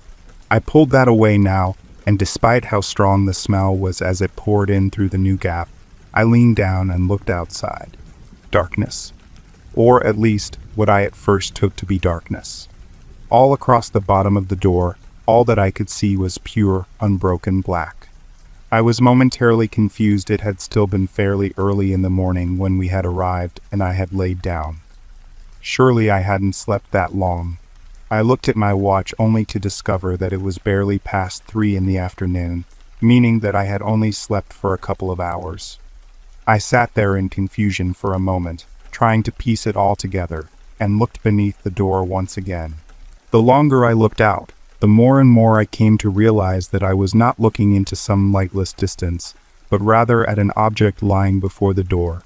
From what I could tell, it seemed to be incredibly smooth, and though I could not be certain, the way that it caught the light from inside made it seem as though its surface might be of either a damp or slimy texture. The first thing to spring to mind was of some colossal black slug laid out before the doorway, and I nearly vomited once again. As I lay there staring at it, I noticed that a spot on its surface was becoming gradually lighter than the rest. I fixed my eye upon it and watched, with mixed horror and curiosity, as a white object about the size of a quarter seemed to arise from within the substance to sit upon the surface. The only way in which I can describe it is to say that it looked somewhat like a peeled grape, except that it was entirely white. As I watched, more began to steadily surface, ranging in size from a dime to what I would estimate was likely closer to my fist, all of them looking like peeled albino grapes. I laid for some time, watching these things, trying to figure out just what I was seeing, when it began to dawn upon me. I slowly slid myself across the floor to the other side of the doorway, and they twitched, following me in my movement. They were eyes. I screamed then, and launched myself back away from the door, moving as far away as possible. Eventually, I fought down my revulsion to come close enough to push the rubber stopper back against the space beneath the door, unable to bear the idea of that thing watching me. That night, the screaming began. April 6th. Nothing new to write, I'm afraid. It shrieks all night long and squats there in front of the door during the day. Yesterday, in the afternoon, I finally managed to work up enough courage to move the piece of rubber to the side and look out through the gap. It was still there, but thank God, I managed to move the rubber back into place before it had time to bring about any of those eyes. I'm beginning to worry that it's not just going to lose interest and leave, that it's not going to give up on me like a bear or a wolf might after waiting for a little while. I am beginning to think that so long as I'm in here, it's going to go on sitting there waiting. I've got to hope that Katie got away, that she's made it down out of the mountains, and she's bringing someone, that she's bringing help. Unless she is, then I feel as though I might as well be stranded on the moon. I'm running low on aspirin. I have been suffering from constant headaches since that first day that make the waking hours almost intolerable sometimes. It's at its worst at night, with that thing at the door screaming away hour after hour, my head pounding and feeling as though it's about to split in two, my heart racing away in my chest. Sometimes it becomes too much to stand, and I pass out. Whenever I awaken from one of these faints, I feel a mixture of relief and terror. Relieved, of course, because I managed to escape at least a few hours of that thing's harassment and the pain in my head, and terrified by the prospect of what could have happened if I had been in such a state when it had finally managed to force the door open. At least if I'm awake, I might have a chance to escape to get away. Or maybe it would be better if I was unconscious when it got it here. Maybe being awake for that is the last thing I should want. I'm also beginning to suffer from nausea. I don't know if it's from the headaches, the smell, or just living in this state of constant tension, but it seems as though I can hardly keep anything down anymore. Sometimes even just looking at the cans of food is enough to make me feel ill. I know that I need to eat, that I have to keep up my strength until help arrives, but all I want to do is lie down in the darkness and try to sleep and escape from all of this. Even that is becoming less and less of an escape due to the nightmares I've been having. April 11th. Katie is dead. I know that now. I have begun to worry more and more about the door. It's holding up fine for now, but how many more nights before it starts to let go? It's fine now, yes, but about a week from now or two. Because of that fact, I have been forcing myself to listen more closely at nights, trying to listen for the sounds of wood beginning to crack, or the groan of nails slowly pushing loose, anything at all that might warn me about the door coming apart. By doing that, however, I've also found myself listening more closely to it. The more that I listened, the more that feeling of familiarity had been growing, until finally I knew that I must have heard it somewhere before. But where? The only thing I can relate it to is perhaps when you hear the Wilhelm scream in a movie, you might not immediately know where you recognize it from, but you know that you've heard it somewhere before. I had been lying there in the bed, listening to the door for a few hours, when I had looked up and noticed a small black spider crawling across one of the beams. I lied there, watching as it made its way across a beam, enjoying the simple distraction from the noise going on outside and the pain in my head, until at last he climbed up into the shadows and out of my sight. Spiders of all sorts are hardly an uncommon sight up here in the cabin, and more than once I had thought that it was strange that I hadn't seen any of them around the cabin since all of this began. Normally I would have seen a dozen by now. And silly as it might sound, merely being able to see another living thing, even a little spider, came as something of a relief to me. I had never been bothered by the spiders we would find up here, even though Katie had always been terrified of them more often than not. If she saw one, she would scream. The realization hit me like a brick, and suddenly I understood. It was her scream, and that thing had been mimicking the sounds that it had heard her make this entire time. I don't even remember how I got down from the loft, especially without breaking my neck. But I suddenly found myself standing before the door, knocking and shoving the furniture out of the way, pounding at the wood with clenched fists. I screamed every curse and obscenity I could think of at the thing, yelled every threat I could imagine. For a moment I had even considered finding something I might be able to use against it, maybe some oil and fire from the lamps. I would throw the bolts from the door and throw the burning oil at the thing in the hopes that just maybe the thing could be burned to death. It was an insane, stupid idea, and I didn't care. I just wanted to find a way to hurt this thing, to make it suffer somehow, even if it cost me my life in the process. As I stood at the door, my body shaking with rage and grief, clenching my bloodied fists, I realized that the thing had grown silent at some point. The only sounds to be heard was my panting and the sound of blood pounding in my ears. Had I actually startled the thing? Had it been somehow confused by this sudden change to our nightly routine? Was it simply too intent on listening to me to bother continue making noises of its own? The silence was broken by the sound of a small giggle. It was that small, innocent sort or laughter that is unique to small children, the one that they seem to reserve for the discovery of something new and curious, or perhaps something that amuses them in a certain way. If you have ever spent much time around children, then you will know the sound that I mean. And this thing squatting there on the other side of the door made that same noise, and it was in its own way even more terrible and obscene than its caricature of what must have been my Katie's last moments. When I understood what this must mean, that a child, Oh God, please no. It had been too much for my mind to bear, and I had reeled back from the door, collapsing onto the floor and blacking out. The only good to come from the whole ordeal was that my unconsciousness went unbothered by the nightmares that now seem to plague me whenever I attempt to sleep. And so I now know that I am on my own, that Katie is not going to bring help. She is gone, and I am alone up here, utterly alone with it. My only hope is to last long enough for people to realize that something must have happened, long enough for them to send people up here to check on us. I have enough supplies to last that long, especially with how little I have been able to bring myself to eat lately. All that matters now is that the door continues to hold out. Katie, I will always love you. April 15th. It is making me ill somehow. I don't know how, but it is. I have no appetite to speak of, and when I do try to eat, it seems as though I can barely keep anything down but a bit of water. Even more troubling, however, is the fact that even though I haven't eaten anything solid in the past 2 days, I don't seem to be losing any weight. How is that even possible? How can a man not eat for days and somehow not lose any weight? Honestly, I doubt that I would like any answers that I might find, and so I try to avoid thinking about it too deeply. My migraines are constant and agonizing, especially since I ran out of aspirin days ago, and have nothing else to help ease the pain. Anything but the dimmest light is unbearable to me now, and when it screams during the night, it is torture.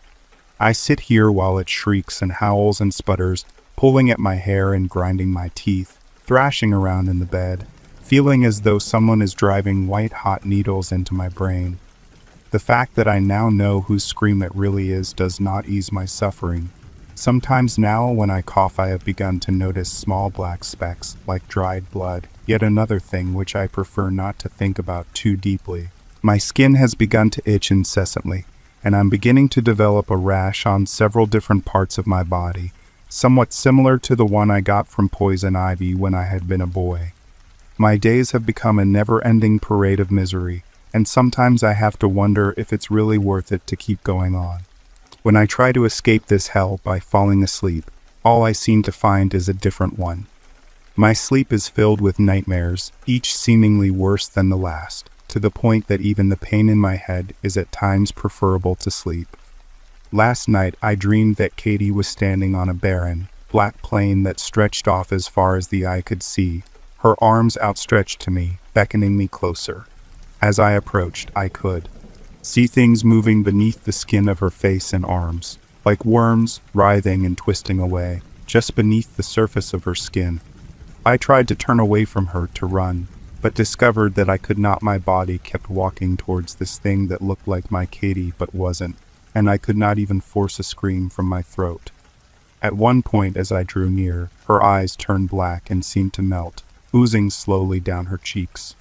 When I was nearly within arm's reach, her mouth began to slowly open, stretching impossibly wide, and inside it was full of those writhing things. She began to lean towards, and thankfully I woke up. Some of them are like that. Others are stranger still, more surreal, bizarre landscapes populated by freakish creatures, things that I almost doubt you could imagine, things which I don't even begin to know how to describe. I usually awaken from these dreams in a cold sweat, my heart racing and my head pounding, feeling the need to vomit even though I know that there is nothing in my stomach to vomit up. The worst of them are when I am in one of these bizarre places, looking at some of these things, and I can tell that they are somehow looking back at me. Those are the worst, and they seem to haunt me even when I am awake. All I can do is hope that help arrives before things get any worse, that I can last until someone comes up here to check on us. I don't want to die up here on this mountain, alone with that thing. I don't want to die. April 19th. It called to me last night, pleading with me to open the door, to come out and join her. Dear God, it called out to me in her voice. April 26th. There is no God, but there are many gods. There is no heaven, but there are endless hells. I have heard the flutes in the darkness. I have heard 1,000 whispered names. April 29th. This will be my last entry. I now realize that, even if help did come, even if they somehow managed to get me out of here, it would now be too late for me. You see, more and more lately I've been scratching at my rashes, unable to stop myself really. As I scratched and dug at them last night, I accidentally tore open one of the larger blisters, and when I moved away the torn skin, I saw that inside of it there was an eye, like the ones on that thing outside. A tiny, white grape, staring up at me from my own skin. I cut it out, but I know that it doesn't matter at this point. I know that, for whatever reason, it's turning me into something else, trying to make me into something inhuman. I am not going to let it. I've used the rope that I found to tie myself a noose, and I've hung it from the rafters up in the loft. It should be more than strong enough to hold me, or at least for as long as I should need it to. With any luck, it will be long enough to break my neck when I jump. I think that I deserve that much. I am going to die, and I am going to die as a man, as a human being. It has taken so much away from me, so very much, but I will not let it have this. If you have found this journal, if you are reading this, then you have to get out. Leave now, before it knows that you are here, before it traps you in here like me. I can only hope that I will jump from here and into oblivion, that there is nothing waiting for me on the other side. Katie, I love you.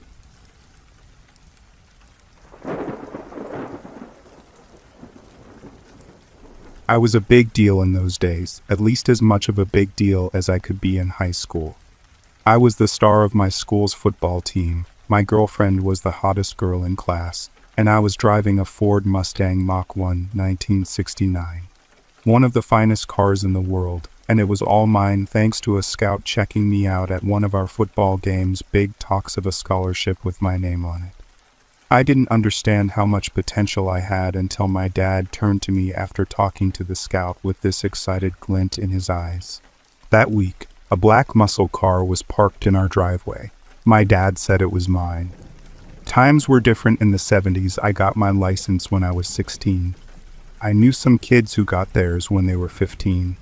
Anyway, I was cruising through town all day that day with my father. One of my happiest memories. If anyone in the school didn't know my name by then, they all did when they heard the roar of that Mustang's engine when I arrived. Yeah, I was a bit of a douche in high school, but those who knew me also knew I was one of the nicest guys. My friend Clint said it was because I was very slow at times, which a lot of people found cute. I didn't care what they thought, as long as they knew I wasn't some thug despite my looks. I enjoyed having friends. Anyway, I tell you all of this because something big was going to happen. The entire class, about 50 17-year-old teenagers, were about to go on a camping trip. Tall trees, mountains, warm fields baking in the sun. Situated near a river was a large camp, with log cabins, a few fire pits, and even an outdoor cafeteria under a thatch roof. Not to mention the activities they had set up, even a classic obstacle course. Of course, it was a big deal. Even if we were almost technically adults, we still had that childish energy in us. We were thinking about swimming in the river, competitive camp games like tug-o-war, sneaking off after lights out with our girlfriends, and of course, impressing anyone somehow during that trip. Whether it was winning a foot race, a pull-up contest, or scoring in the bushes. We talked about all of this after the school announcement in the boys' locker room. "Nick, are you driving down there in the Mustang?" Clint asked me. "Of course," I said. "Sally and I are going together." "So, mind if I hitch a ride with you guys?" Clint asked in a hushed tone, looking around at the other guys. "Forget it, there's no room." "But you have 4 seats," Clint yelled. Everyone laughed. "Yeah, that's where our things go," I told him. "Put it in the trunk." I put my hand on top of his head and shook him around a little. "Then where would I put the beers?" I told him. There were a few cheers when the guys heard this. Speaking of which, I am collecting cash so my big bro can get a beer. Anyone interested in getting on this, pay up. The more you give, the better the selection. Some paid up there, and some paid later, some made orders and put a little extra in. You have to understand that our entertainment was very limited compared to today. The movies had it right, alcohol and sex were on our minds, very little else, truth be told. We were very organized when it came to setting up a party, at least most of the time. Well, if you're bringing beers, Then I guess I can ride the bus for a few hours, Clint said, suddenly very amiable. Still. Next time, pal. I parked outside Clint's house and angrily set the handbrake in place. I watched him practically skip out of the house with a pack on his back. After putting his things in the back seat, Clint opened the passenger door and hopped into the Mustang. "Hit it, Loverboy," he said. "Shut the hell up," I snapped. All he could do was laugh as we set off. "Hey, I'm sorry Sally got sick," Clint said, twisting the cap off a soda bottle. He was very careful with it after I glared at him. "Yeah, me too," I muttered. We listened to the radio in silence. I stopped at the gas station before heading to school. I needed to fill up the tank, and a Jerry can always good to have a little extra for long trips. Clint kept slapping his legs to the tune, like some anxious drummer who really needed to jam. He got really energetic when he had sugar. I was glad when we got out to confirm we were present and ready to follow. A few teachers weren't happy with me driving to camp, but when you have no real black marks on your record, your parents' permission, and the football coach heading the field trip, they really couldn't do anything. I was still more than a little frustrated. As we drove, I decided to break the silence by venting what was going through my head. Sally didn't seem sick when I talked with her the day before. I heard through the grapevine that her ex was also staying behind. Sally had a track record for choosing bad guys and cheating. She was one of those follow-your-heart type girls. I was prepared to give the trip a skip on that alone, but with a trunk full of alcohol that others paid for, I just felt obligated to go. My father also said something that bothered me. "Stand by her as long as she stands by you," he began. "And when you have nobody to stand by your values, no matter how much it hurts." I'd have happily taken lies and unfounded guarantees over some be the bigger man wisdom. "Do you think she would cheat on you?" Clint asked as I told him this. "I don't know. I'm not special," I said. "I'm not her first, I'm not." "Ah, don't start with that bull," Clint said, easing back into his seat. He really knew how to make himself comfortable.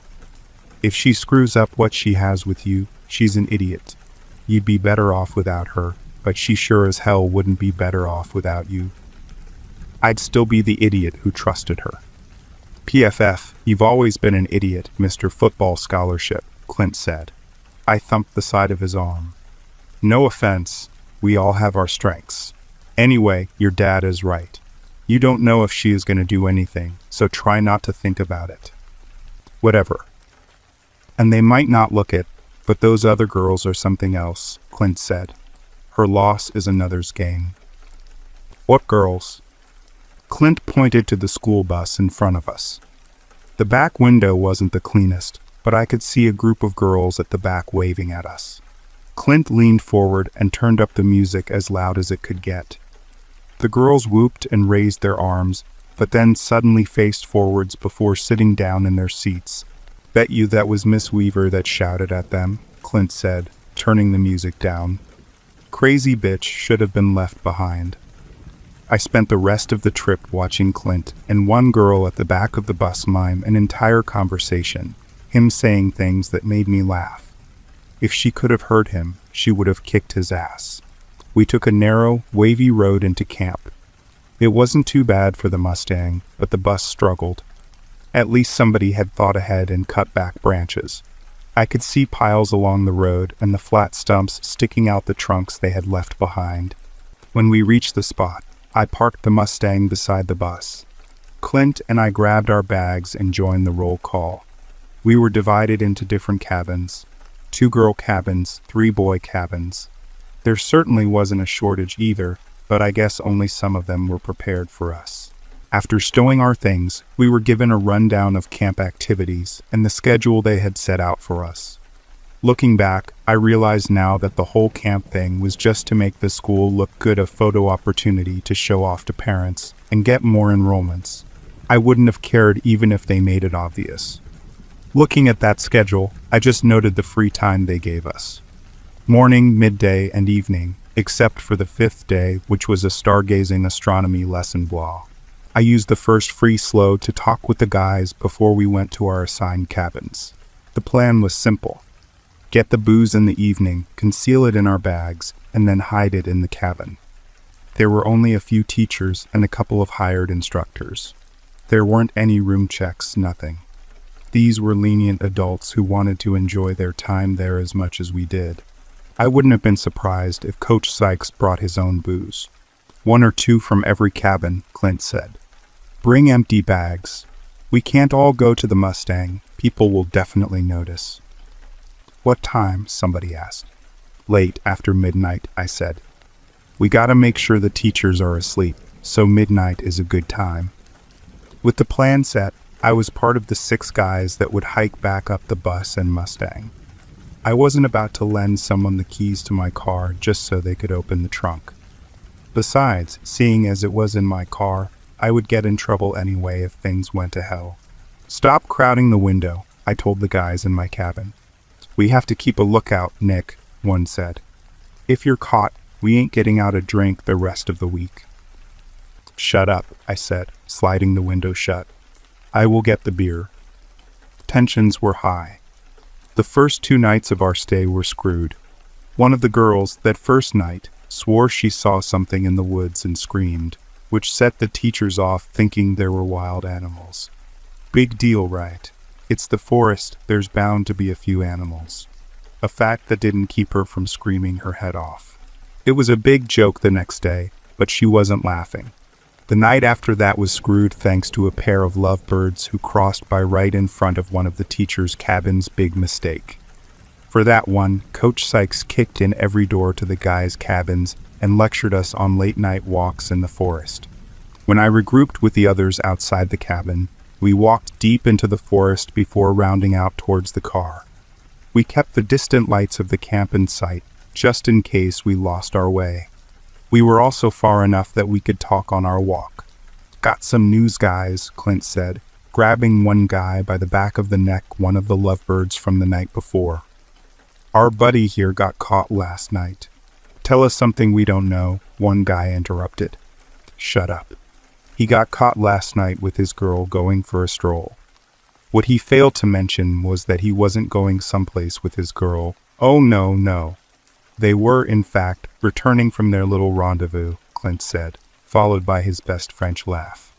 Bullshit. Did he tell you that?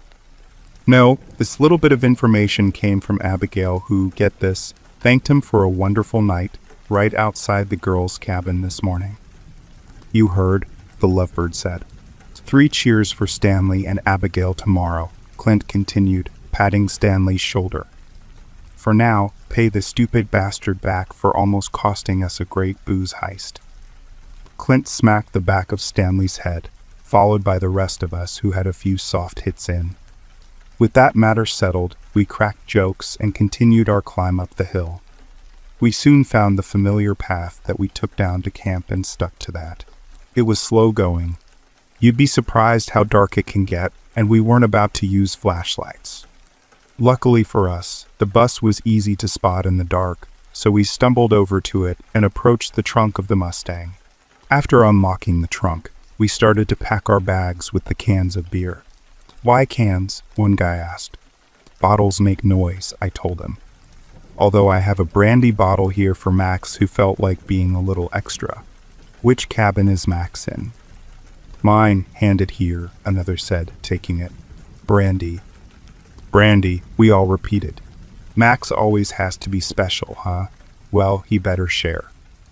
We're not going to be able to take everything, Clint said. That's fine, I said. We missed the first 2 nights, so it works out. I closed the trunk and locked it. We tightened our packs and prepared ourselves for the walk back. It was going to be a lot harder. Liquid tended to slosh about, making balance tough. It would take even longer. Unfortunately, going slow was no longer an option. Near the path we took, we saw a flashlight. It bobbed with a person's movement, and for a moment we just stared at it. Then the light turned to us. Silently, we all turned to the forest and ran, knowing that if we said anything, our voice might be recognized. We had to leap over a short fence the vehicles were parked in front of. I could tell that a few of us had tripped over it. I heard glass break and another utterance of brandy before we took the tumble down. loose leaves, tall grass, and twigs. I could tell we had entered the deeper forest when the grass thinned out, and all I heard was the crunch of twigs and leaves. I didn't run for more than 10 seconds before I noticed how quiet it got. I focused on making distance. Running with that weight on my back didn't faze me much. I had been running with weights like that as part of my exercise routine. You need strong legs to play football. I started to veer to my left, knowing I needed to head back to the cabin. I was about to say the same to the others when I realized why it was so quiet. I didn't hear any other footsteps. The others must have separated, which was a smart move. It just seemed that I was the only one that ran so far before deciding to turn back to the cabin. I cursed when I realized that whoever was checking out the parking lot could go back to the cabins and make sure everyone was accounted for. If the others made it there before me, great, but how would they explain me and my pack missing? I kept running. A few minutes later, I saw the distant light of the camp. I slowed down to catch my breath and began creeping back to my cabin. If I moved too fast, someone might notice. Basic sneaking in the dark rules that everyone should know, which is why you never scan the darkness. You linger in spots to notice the small changes. Before I got close, I heard something. A repetitive beating sound growing louder. A steady series of thumps and footfalls. Then all I heard was a growl as something collided with my side, knocking the window out of me. I could barely catch my breath before I felt this pressure on my back and a viscous pulling. All I heard was snarling, and that weight was making it difficult to get air back into my lungs. I heard fabric rip as my pack was torn open. I heard claws on the cans, but then something crunched. I felt something wet hit the back of my head, and then I heard the hiss of the beer spraying out of the can. The pressure lifted for a moment, but the snarling remained. It got closer to my ear. I could feel the breath hit the back of my neck. I could hear it sniffing and growling soon after, just as it did before it bit into one of the beer cans. Light.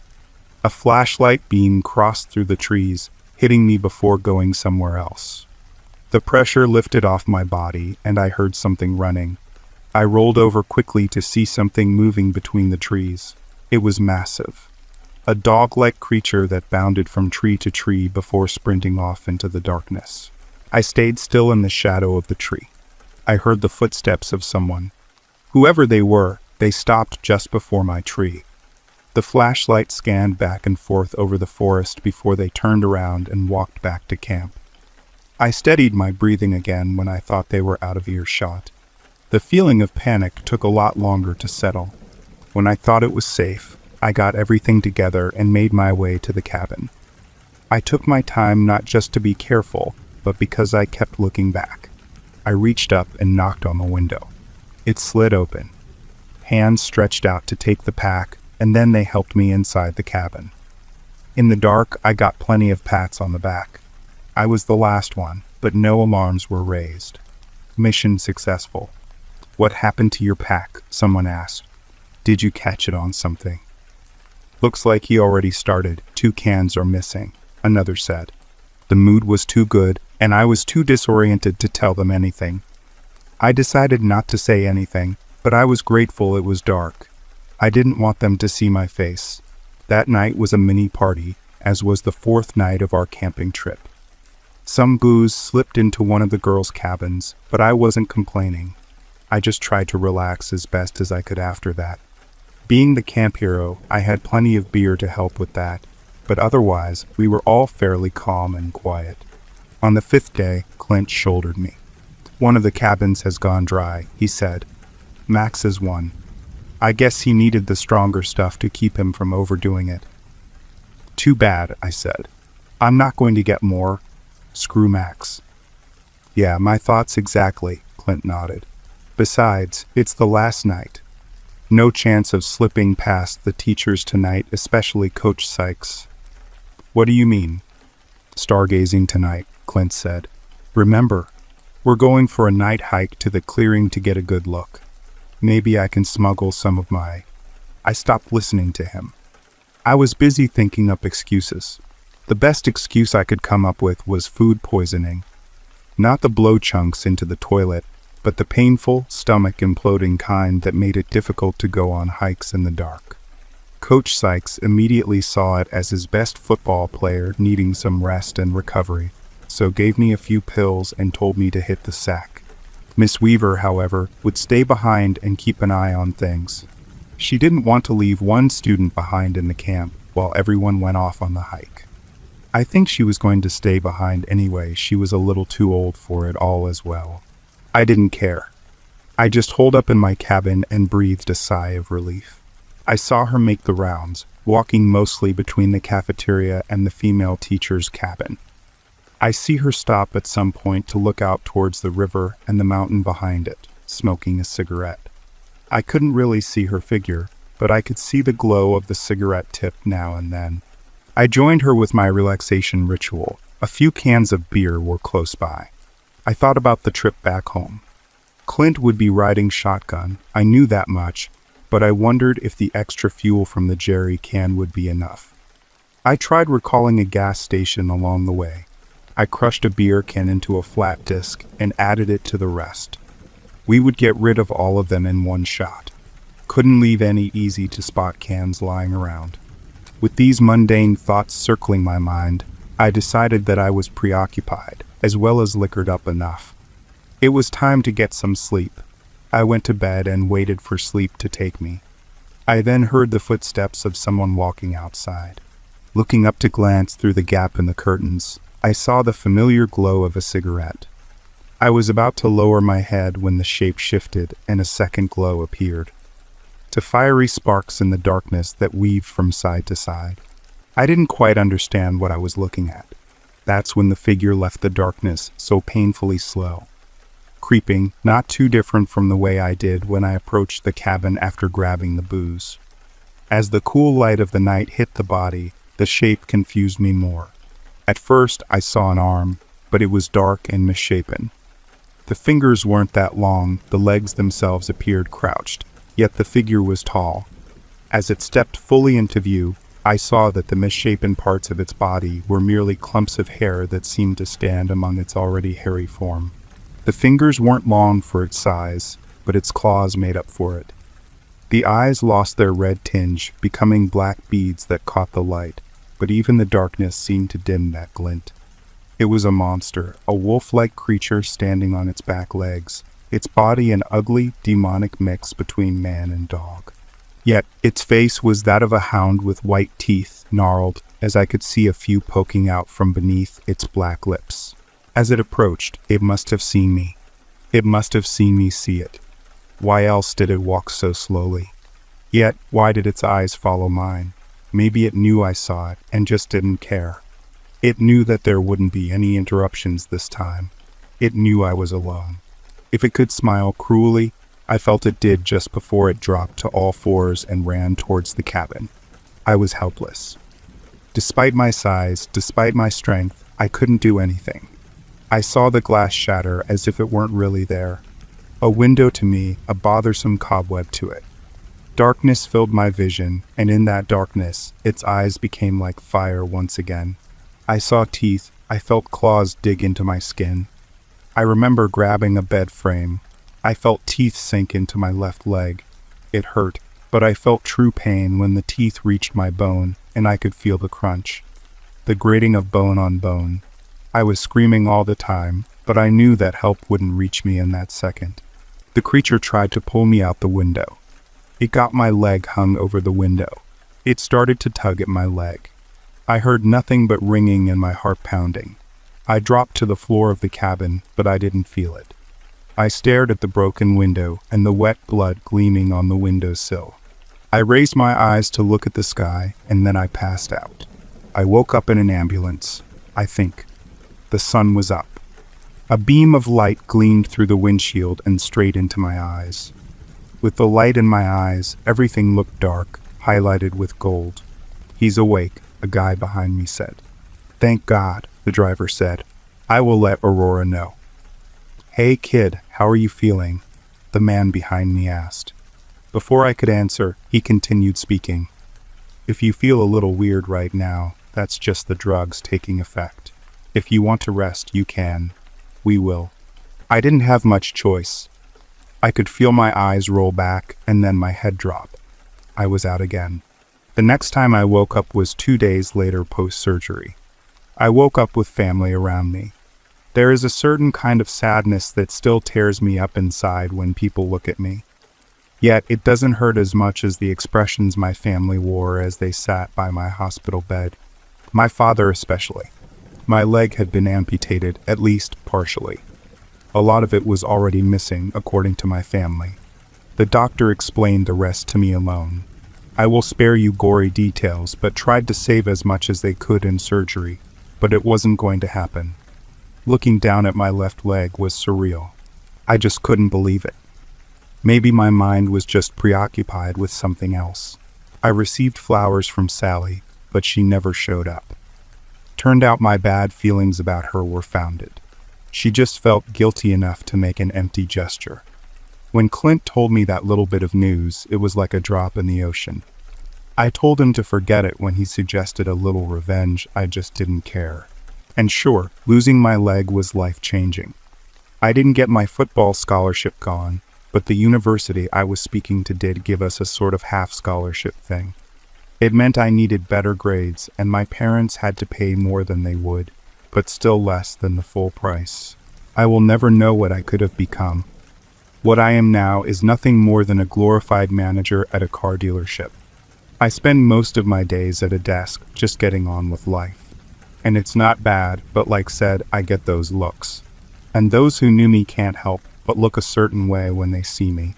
Even as I look at my leg now, my thoughts aren't filled with what could have been, even though there is plenty of that at times. All I think about is that creature, that man-dog thing. It changed everything inside my head.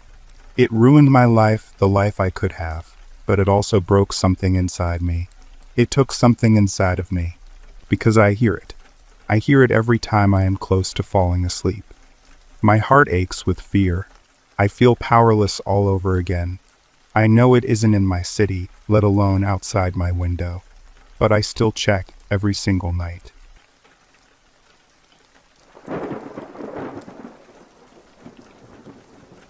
I've always been a rowdy kid, and being me, I naturally had to do one of those stereotypical teen parties when I was younger. It had the whole package: alcohol, people pairing off, and several illegal substances, and just as stereotypically my parents found out. To say they were livid would be an understatement. However, my father had just the way to punish me. He told me to go upstairs and pack my things for the summer. No electronics though, I complied, and we drove 10 hours to a cabin in the middle of nowhere. You like it? He asked. Yes.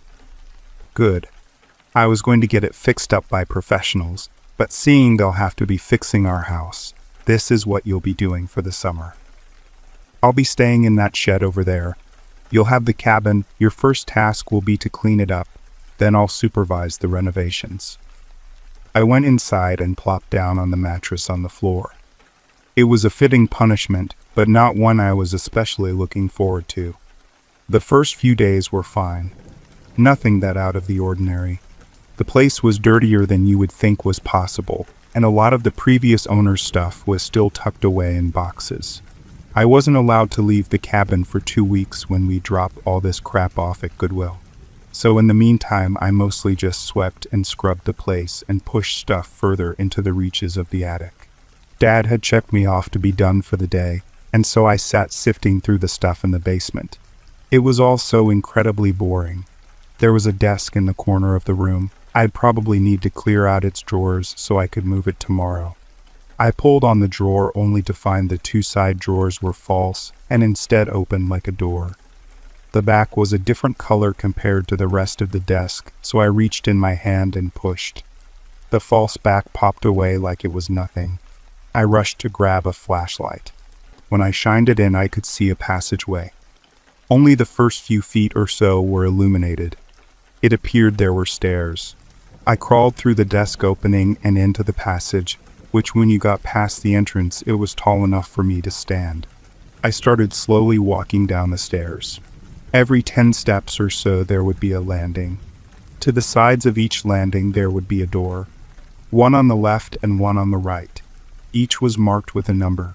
I passed dozens of these, all were locked, and even if they weren't, no way was I going in one. The place was clean, sterile, almost like a hospital ward. I could see there was wiring, and the place was either air-conditioned or so far underground that, like a cave, it could maintain a decent temperature. I don't know exactly how long I was walking for, just that it was a while. It was completely silent, except for the sound of my footsteps. I listened in on a few of the doors, but nothing seemed to be going on. The doors had no light showing through their cracks. There wasn't any. All of a sudden, the lights snapped on. My chest felt tight. I looked everywhere. I could hear footsteps coming up from where the stairs bent out of sight. I ran, not daring to look back. I swear I could hear footsteps and lights turning on behind the doors. I finally made it to the desk and crawled through and replaced the false back. Then I stacked every piece of furniture I could find against that thing. My dad was in town buying groceries, but the house had a landline which I knew was working. I dialed the police and ran to hide in the shed. 2 hours later, because this place was in the middle of nowhere, and apparently there was a huge fire in town, so they were already busy. The police finally showed up. When they went to search the place, they found hundreds of rooms, each appearing much like a studio apartment. Everything had been left behind, well, almost everything. Anything we could trace back to who these people were was gone. No credit cards, no ID documents, not even any religious books. Just coffee cups and rugs. The police searched the remaining area, and when my dad finally got back, we packed up our things and went back home. Mom was terrified, of course, and we decided to just have the property demolished and sold. It's been almost 3 years now. But yesterday I got an envelope in the mail. It had pictures of me, mostly during my time at the cabin, but a few were more recent. There was one of me at my new apartment that was taken from outside the window. There was one of me biking to class, obviously zoomed in. There were a few of me at the grocery store. There were pictures of my parents, even me on a date with my ex-girlfriend. Each was marked with a date and the names of the people in the picture. There must have been hundreds each of me or my family in some capacity. They even had pictures of my estranged grandparents, who I've never met. And the final was of me sleeping, taken from inside the apartment. I think the people from the cabin are pissed. I think this is a threat. It was the last beautiful weekend that summer would supply. Sunny skies, high in the mid-80s, and not a cloud in sight. There was no way my friend John and I could let the weekend go to waste. We decided to head up to our favorite fishing spot, a lakeside cabin in the rural part of New York. No one around for miles to disturb us. It was the perfect place to crack open a few beers, talk about our lives, and catch a few fish. Friday came, and after work I threw some stuff together and headed over to Johnny's to pick him up. The 5-hour drive seemed to fly by as we bullshitted, told our favorite jokes, and sang along to the radio. Next thing we knew, we were at the cabin unloading for the weekend. The lake was beautiful, with the sun shimmering off the water and the green rolling hills in the distance. I grabbed my bag and headed toward the front door. As I approached the door, an uneasy feeling set in, one that made my stomach turn. I quickly disregarded it, blaming it on the fact that I hadn't eaten yet. Looking back, I wish I trusted that feeling that something was wrong. After settling into our respective rooms and grilling up some hot dogs for a quick bite, we grabbed our gear and we were off to the small dock to do some fishing. Dusk was setting in and John and I had front row seats to a magical sunset behind the towering hills that surrounded the lake. We sat there until dark, with nothing to show for our hour of fishing except a buzz from a few beers. We packed our fishing gear and headed back to the cabin. While making the trek down the dock, that uneasy feeling took control again. Something felt off. I jokingly brought it up to Johnny, asking him if he had felt the same way at all. Johnny laughed it off, saying I watched the Blair Witch Project too many times. Johnny's laughter quickly turned into silence, and suddenly my fishing buddy wasn't right by my side anymore. I looked back around to see him dead in his tracks, staring at the cabin. I followed his line of sight and saw what made him stop. There was something peeking out of the bedroom window. My bedroom window. Whatever was there was gone seconds after. We walked sluggishly toward the house, with our eyes wide as if it'll help us see better in the quickly darkening night. The door was cracked open. Johnny swung it the rest of the way as we both screamed, "Whoever's in here, show yourself." Deafening silence followed. Luckily, knowing we'd be in the woods, we both decided to bring our shotguns in case of unwanted critters in and around the cabin. We both took a step inside, the creaking of the floor making our stomachs drop, not knowing what could be inside. The back door in which we entered immediately led into the kitchen. The shotguns rested against the wall a few feet away from the door and were finally in reach. A sudden rush of calm overtook my body, knowing I had my shotgun in hand. The calm was short-lived as a door slammed shut down the hallway. Both Johnny and I felt braver with shotguns in hand. I screamed, "If anyone's in here, show yourself or you're going to get shot," and pumped my shotgun in hopes I'd scare him out. Another door slammed. Footsteps. Giggling. We were trembling in fear. Suddenly, silence. After waiting a few minutes, we decided the best option was to clear the house. Hallway clear, living room clear, Johnny's bedroom clear, my bedroom clear, bathroom clear. Johnny and I stared at each other wide-eyed. We locked all the doors, windows, and decided to both sleep in the living room, shotguns in arm's reach. Before falling asleep, we both pondered what it could be. Neither of us brought up a possible paranormal event.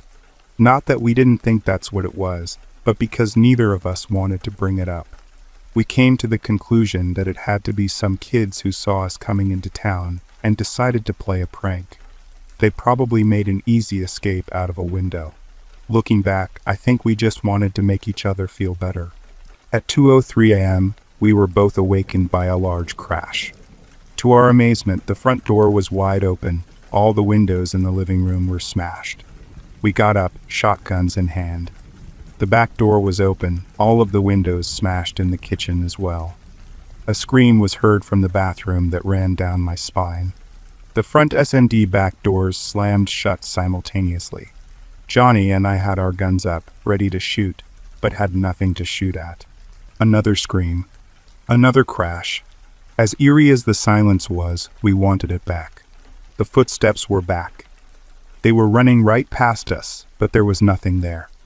I became frozen in my steps as I heard giggling right next to me, and a pull on my shirt as if a small child wanted my attention. Another crash. The ceiling fan had fallen down in the kitchen. Almost simultaneously with the crash, the lights went out. We made it to the hallway. We were on our way to the breaker when Johnny became pale white. Almost glowing in the now dark cabin, my stomach dropped as I turned around. Standing in the middle of the hallway was a large figure staring us down. After a few seconds, the figure took a step forward. I lifted my gun and took a shot. The steel did nothing to the figure. Johnny lifted his, took a shot.